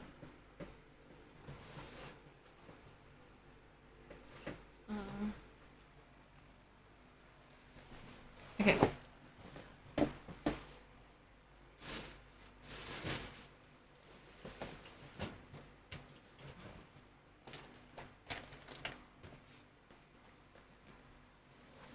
Okay, this is, yeah, the bag of wonders, that's right. Oh, Chemist Warehouse? Alright, perfect. Thank you, Stevie. What would I do without you? This is just like random leftover makeup things that I don't use often, so they're not in my main makeup bag. But could be what we want here. And almost certainly expired, so do not do this at home. Oh god. Is this gonna, like, be bad for me? Okay. Fans blowing my hair all over the place.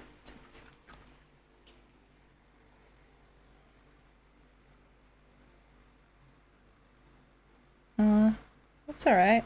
Kind of. It tastes like, or like, has a smell. Like lip balm. It's Carmex, so. Uh-huh. Uh-huh.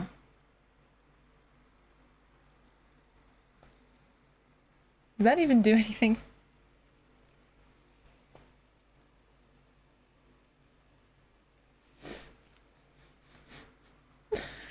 Anytime I do something like this, I just feel like that fucking girl. You know the meme of that little girl who's done her makeup and it's like it looks a bit, I don't know, hectic.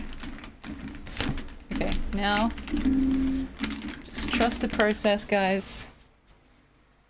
Maybe. I'm gonna get rid of this. I don't think that really worked. Did it? Okay.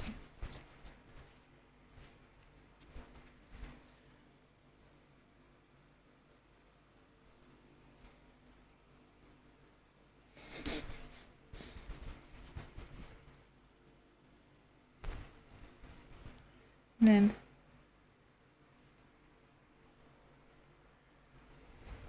wow, I just realized that I've been like fucking silent. Just focusing so hard. Wait, I just forgot that I was streaming. I don't know, does that look cleaned up? Also, I don't like the blush. I want to try to get rid of that. Let me sing a song to help fill the air. Our love is alive, and so it begins. Foolishly laying our hearts on the table, stumbling in. Our love is a flame, burning within. Now and then, firelight will catch us, stumbling in.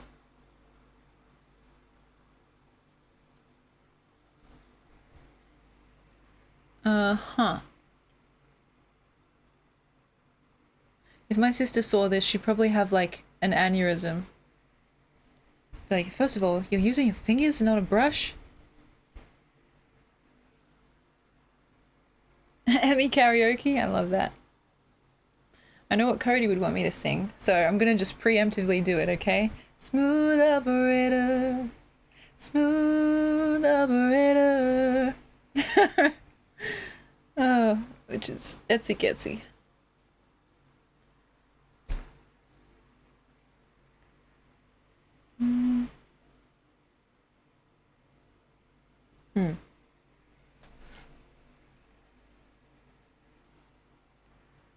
Okay.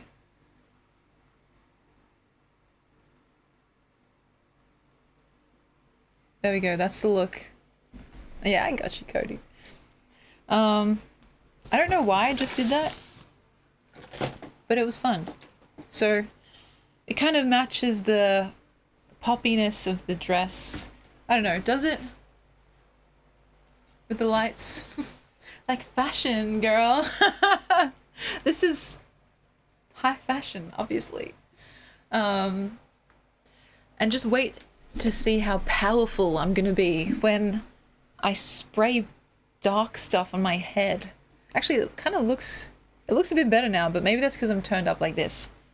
So, oh, you know, just serving looks. Honestly, more often than not, I'm serving absolutely nothing. And like, you know, around the house, I'm just kind of like Actually, my hair's not often tied back, but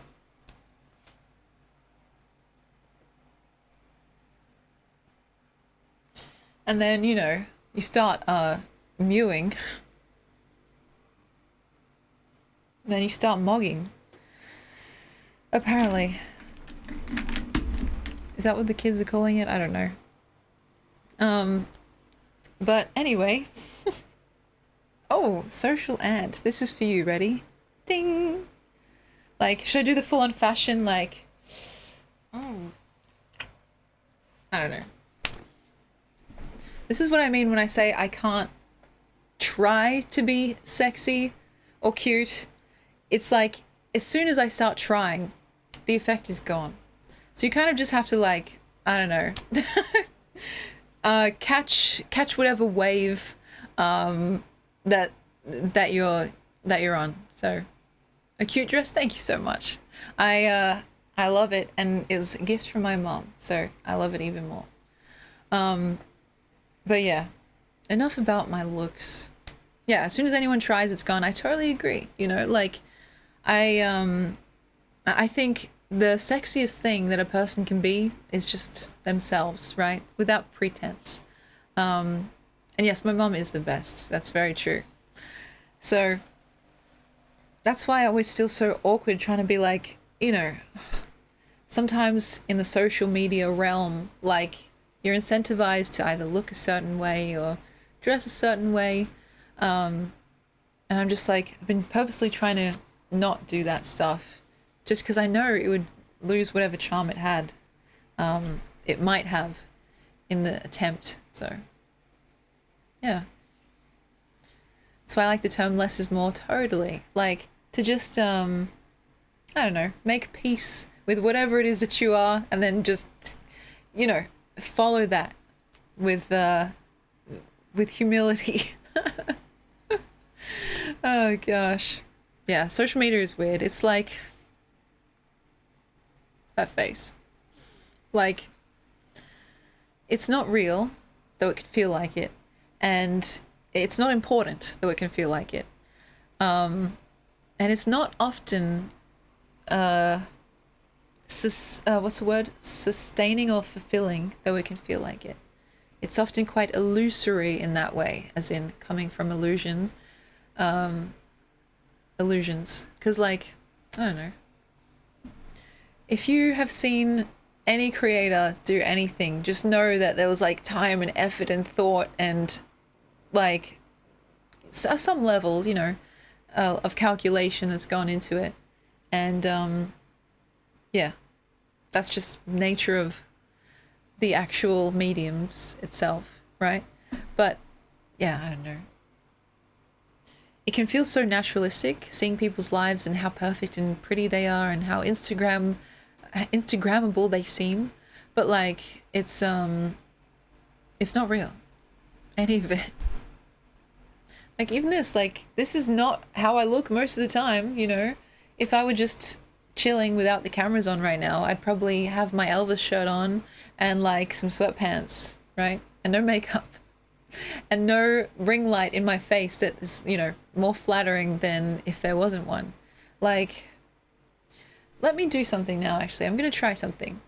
I have a, like, overhead light that I usually keep off because it just makes the room look weird and, like, too bright and, like, changes the color balance as well. But I'll show you guys what that would do because, you know, I'm all for transparency here. So give me a sec to turn it on and see what it looks like.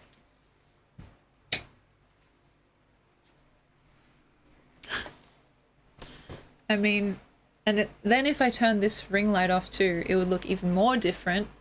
Like, okay, I have to get under the desk to do this. Bear with me, okay?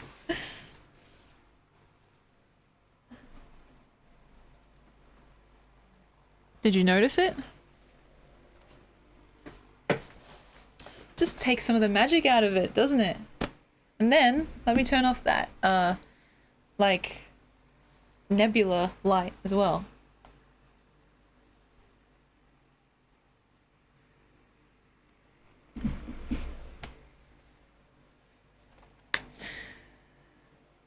Look at this, huh? It's a very different kind of vibe, isn't it? Like, fucking hell. Right? It's still the same girl.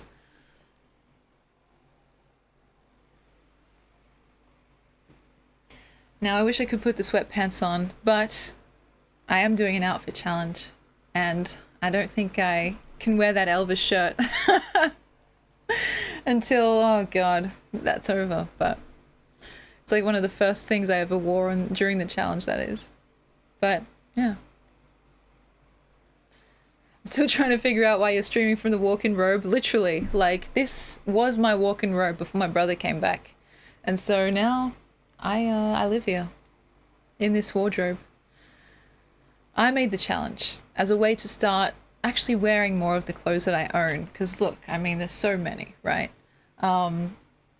It matters because I think, you know, by the end of it, I have a better idea of what clothes I actually want to keep, what clothes might be better at a different home, and also for visual interest. I think that's like a fine thing. But yeah. Oh god. Imagine if I just kept the stream like this.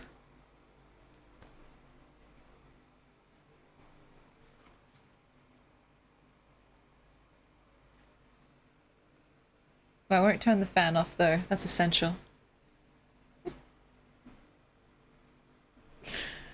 Oh my gosh, it makes me so uncomfortable. Maybe that's a good thing. Well, what if I turn off that light too? It'll be just literally dark, but wait.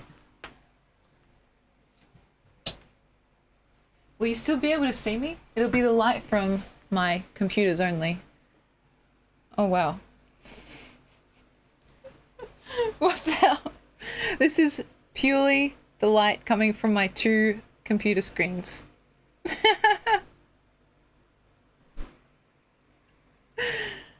Wow. And yes, poetry. We do poetry here, among other things. So it's like a late night sleepover vibe, you know? Interesting. I mean, it's definitely more intimate, more cozy, but it's less, I don't know, less something. What do you guys think?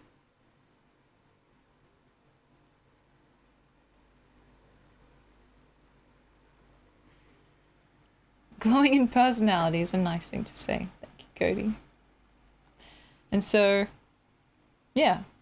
I mean, I typically wouldn't stream, I wouldn't be on my computer with just these 2 lights as well, because, you know, it would hurt my eyes. So what I would most likely do is have just these 2 computers and then maybe the nebula lights. Maybe? Oh, that's interesting. Actually, no, that's still not bright enough. Like, I need to see my keyboard. So I wonder... Fuck, I actually removed my other light recently to fit my new wardrobe. I would probably have the overhead light on.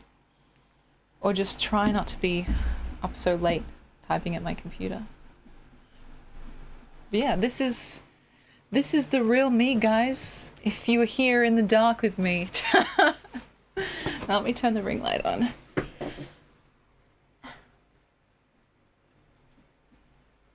And we're back. Oh. Oh. Oh. Okay. And yeah. That's basically my main setup.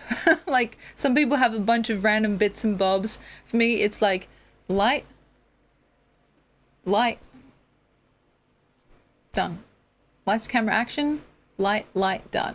That's my thing.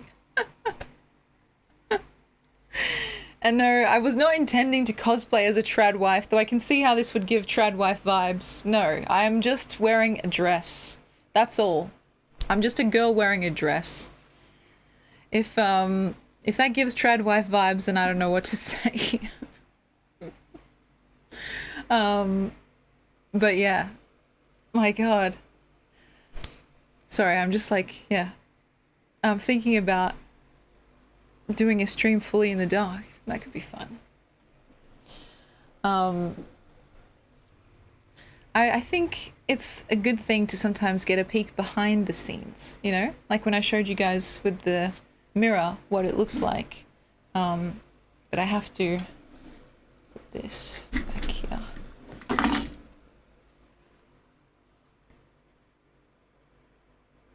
See, that's the hair thing. That's you guys. That's what I can see. There's the chat.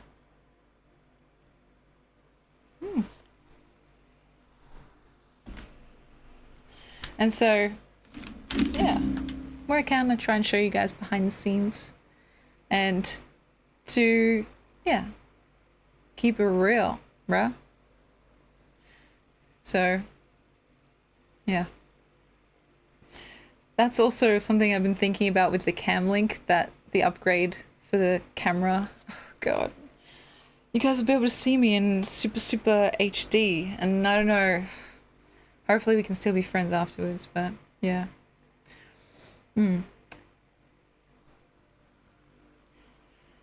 Anyway, we don't need to go into the fucking logistics of trad wives. This is not really relevant.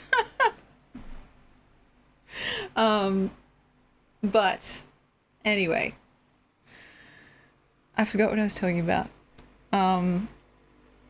I want to, in the future, see how much more I can collapse that distance between, I don't know, whatever it means to be a social media person and just a human being. Keeping a respectable distance, one that makes sense, right? I'm not gonna give people my address and say, hey, come on down, guys. But to just kind of be more like, well, I don't know, this is a reality. Instead of a perfect room, to have not necessarily a messy room, but a room that is whatever it is, right? Maybe one day it'll be clean, maybe one day it'll be, I don't know, like this.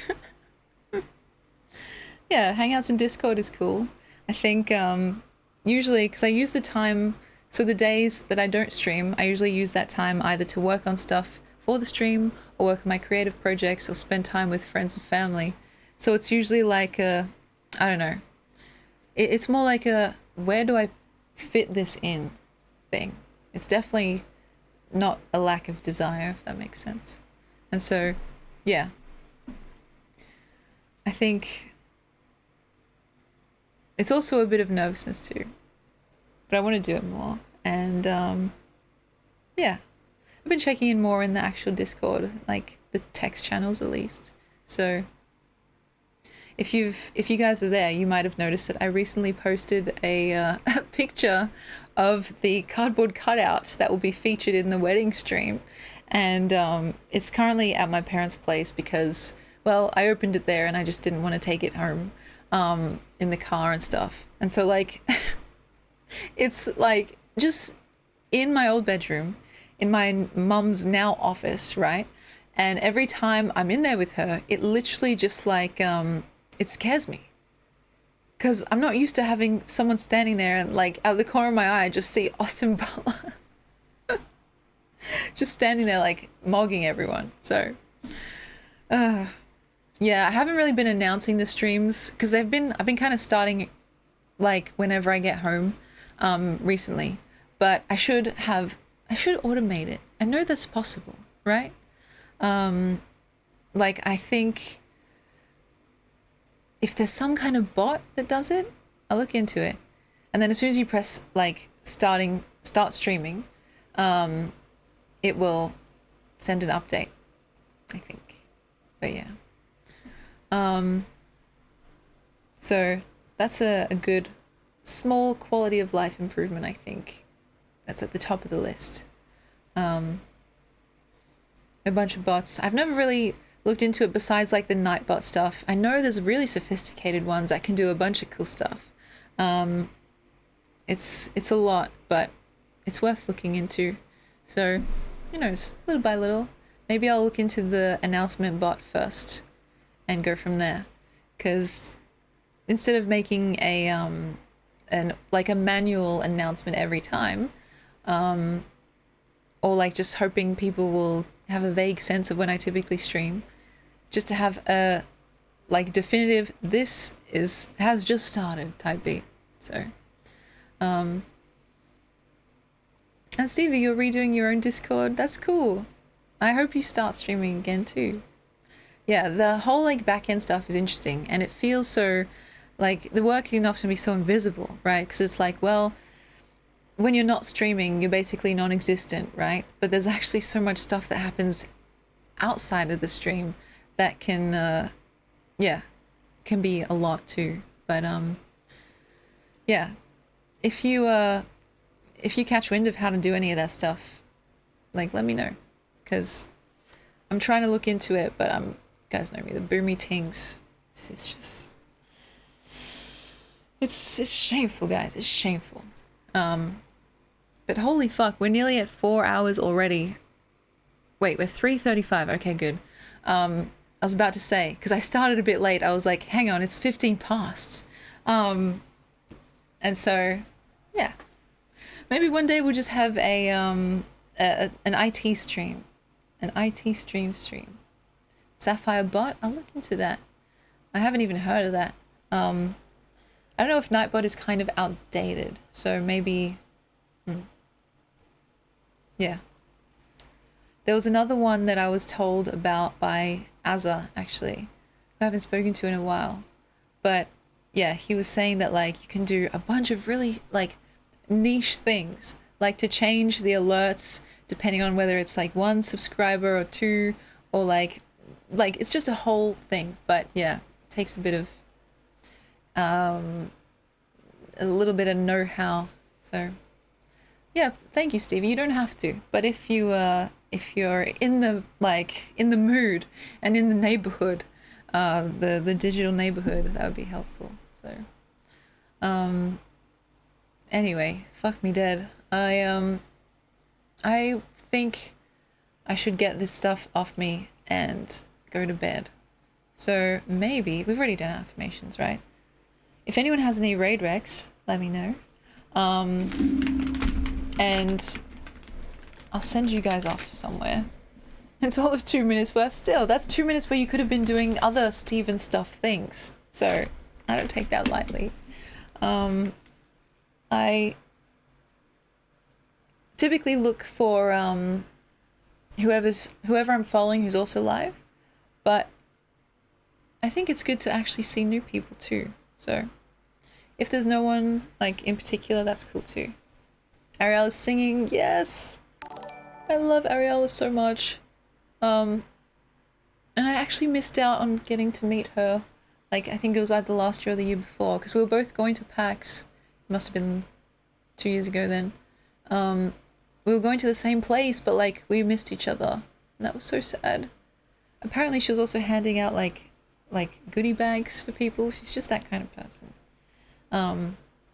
When I did go, I did see some people for the first time though that I'd only met on Twitch, and so that was really cool too. So I don't know like what kind of stuff will be going on this year.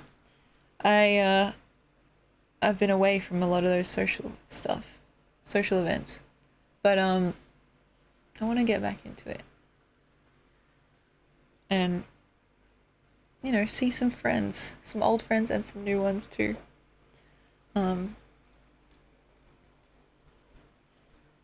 So you guys saw me put it on and you'll see me take it off. Look at that. Super quick. I mean, there we go. It's a bit of a rough pass, but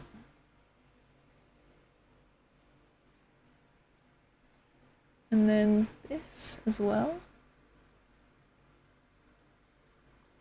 Okay. Is that working? What the hell? Yeah, it's working. The nice thing about taking off lipstick and stuff is that the friction makes your lips look all like plump and pink, like you're still wearing it. Hey, Row Rhythms! We're nearly about to sign off for today. Okay. Basically barefaced. Best I could do with this makeup wipe. Thank you, Stevie. I just got your message. Thank you very kindly. Yeah, I'm normal now. More or less. As normal as I can possibly be. Okay. Yeah, sometimes you guys will ask, or like new people will come in and ask, like, you know, are you wearing makeup? Or why do you look like that? Or you look tired. And this is my definitive statement. This is my face. This is how it looks normally. This is not like, this is just part of it. This part, this part, this part. Like, all the parts, right? Except, yeah. It's a great face, thank you. It's alright. It gets me through the day. I will say, like, some people also be like, oh, you know, you're beautiful and so naturally beautiful. It's not entirely natural. You guys know that. I mean, I've had a nose job. You know, it was part cosmetic, part functional. And I've also had lip filler in the past. Though, I think it's been 2 years now. So I would assume that it's mostly gone. Though you never know. They say that it actually sticks around for longer than you expect. I also had Botox for a while, but that wore off. And I actually hated it when I had it. I thought I would love it. Because my forehead is quite expressive. Usually. But, see that? But like, as soon as I got it, I like was moving my eyebrows and nothing was happening. And I was like, hang on. I've lost some of the stuff that makes my face actually, I don't know, mine in a weird way. Like, I couldn't emote anymore. And so, I don't think I'll be getting that again. The only time I would consider it is if, like, because I do get jaw pain still. If my jaw pain starts acting up again, which it has been recently actually, there's apparently Botox you can get right there and there, but I don't know if I even want that because it'll change the shape as well, and I kind of like the shape of my face. You know, at least in this light. Not all the time. As things go, it's not such a bad face. Stevie, you charmer. As a kid, I was a cute kid. I was kind of a, like, adolescent. And then, you know, made a couple of modifications. And now I'm pretty happy. Like, it's just this that gets me. And so, who knows? Maybe I'll be a new woman after I get that little spray. Chemist Warehouse. Alright. Or maybe it just is the front-facing light. I don't know. But all this is entirely vain, and I don't think it's normal or even recommended to think about one's own appearance this much. And in fact, if I was not like a streamer, like if I didn't have to look at myself so much, I would fucking never think about it. Because I don't really think about it when I look in the mirror, and it's only on occasion that I think about it in pictures, like depending on the lighting. But yeah, because a lot of this is about how one looks and sounds. It's enough to make someone go a bit crazy, I think, and I'm definitely not immune to that, you know. I think most people who stream or like who are in like public facing roles where their image is a consideration, like they've got to have some level of vanity like in them, right? Because it's a vain endeavor in the first place, right?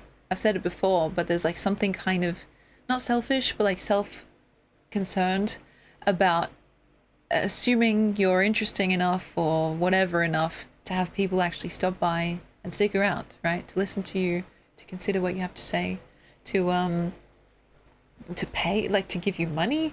Like it's by default baked in. There is some implicit agreement that you have with yourself, like, yeah, I totally think that's true. And so it's a bit of a mindfuck sometimes. I think the types of people drawn to those roles, and especially in social media, are the types of people that already have whatever's like tiny, even if it's small, like that seedling of vanity, right? And sometimes it grows out of control. I'm hoping that doesn't happen to me. And I trust you guys that if my ego gets too big, you can take a pin and go, like my grandma might, and just pop it for me. So, and yeah, you needn't worry about your appearance. You have an entire audience to do that for you. That's a good point. But yeah. Anyway, I've talked long enough. This is my bare face now, so I can go to bed. Though it might take me still a while to wind down. And, oh gosh. Like I was saying before, I do need to cut my nails. So next time, like, yeah. You see that? They might not be so long and pretty anymore, but they'll be functional, and that's what's important. You know, I can finally play my uke and my guitar properly again. So, anyway, should we say hi to Ariala? Depends who else is live. I was thinking about Cal recently, because I was talking about him, but I don't know if he's still streaming, or if we just, like, don't have the right, like, time zone aligning. Let's say hi to Ariella. So, you look great. Thank you, Riku. That's nice of you to say. I don't know what she's singing right now because I can't hear it, but let's go over there and find out, shall we? And apologies for starting late today, guys. I've had an unprecedented amount of dinners out. I don't know why. It seems like it's likely to continue as well. But anyway, thank you so much. Like, I had a nice time just chatting and reading some of my dreams to you guys, playing with makeup and all that stuff. So, thank you so much. Behave, or at the very least, don't get caught. I will see you for the next stream. Hugs and kisses, hugs and hisses. Let's say hi to Ariella. Let's be very, very nice. And, yeah, take care, everyone. I'll see what I can organize for my grandma stream, because I really want that to happen. And, yeah. I've got some things cooking, guys. You just have to wait and see. So, yes, take care. I love you all so much. Mwah. Behave. Bye now. Bye.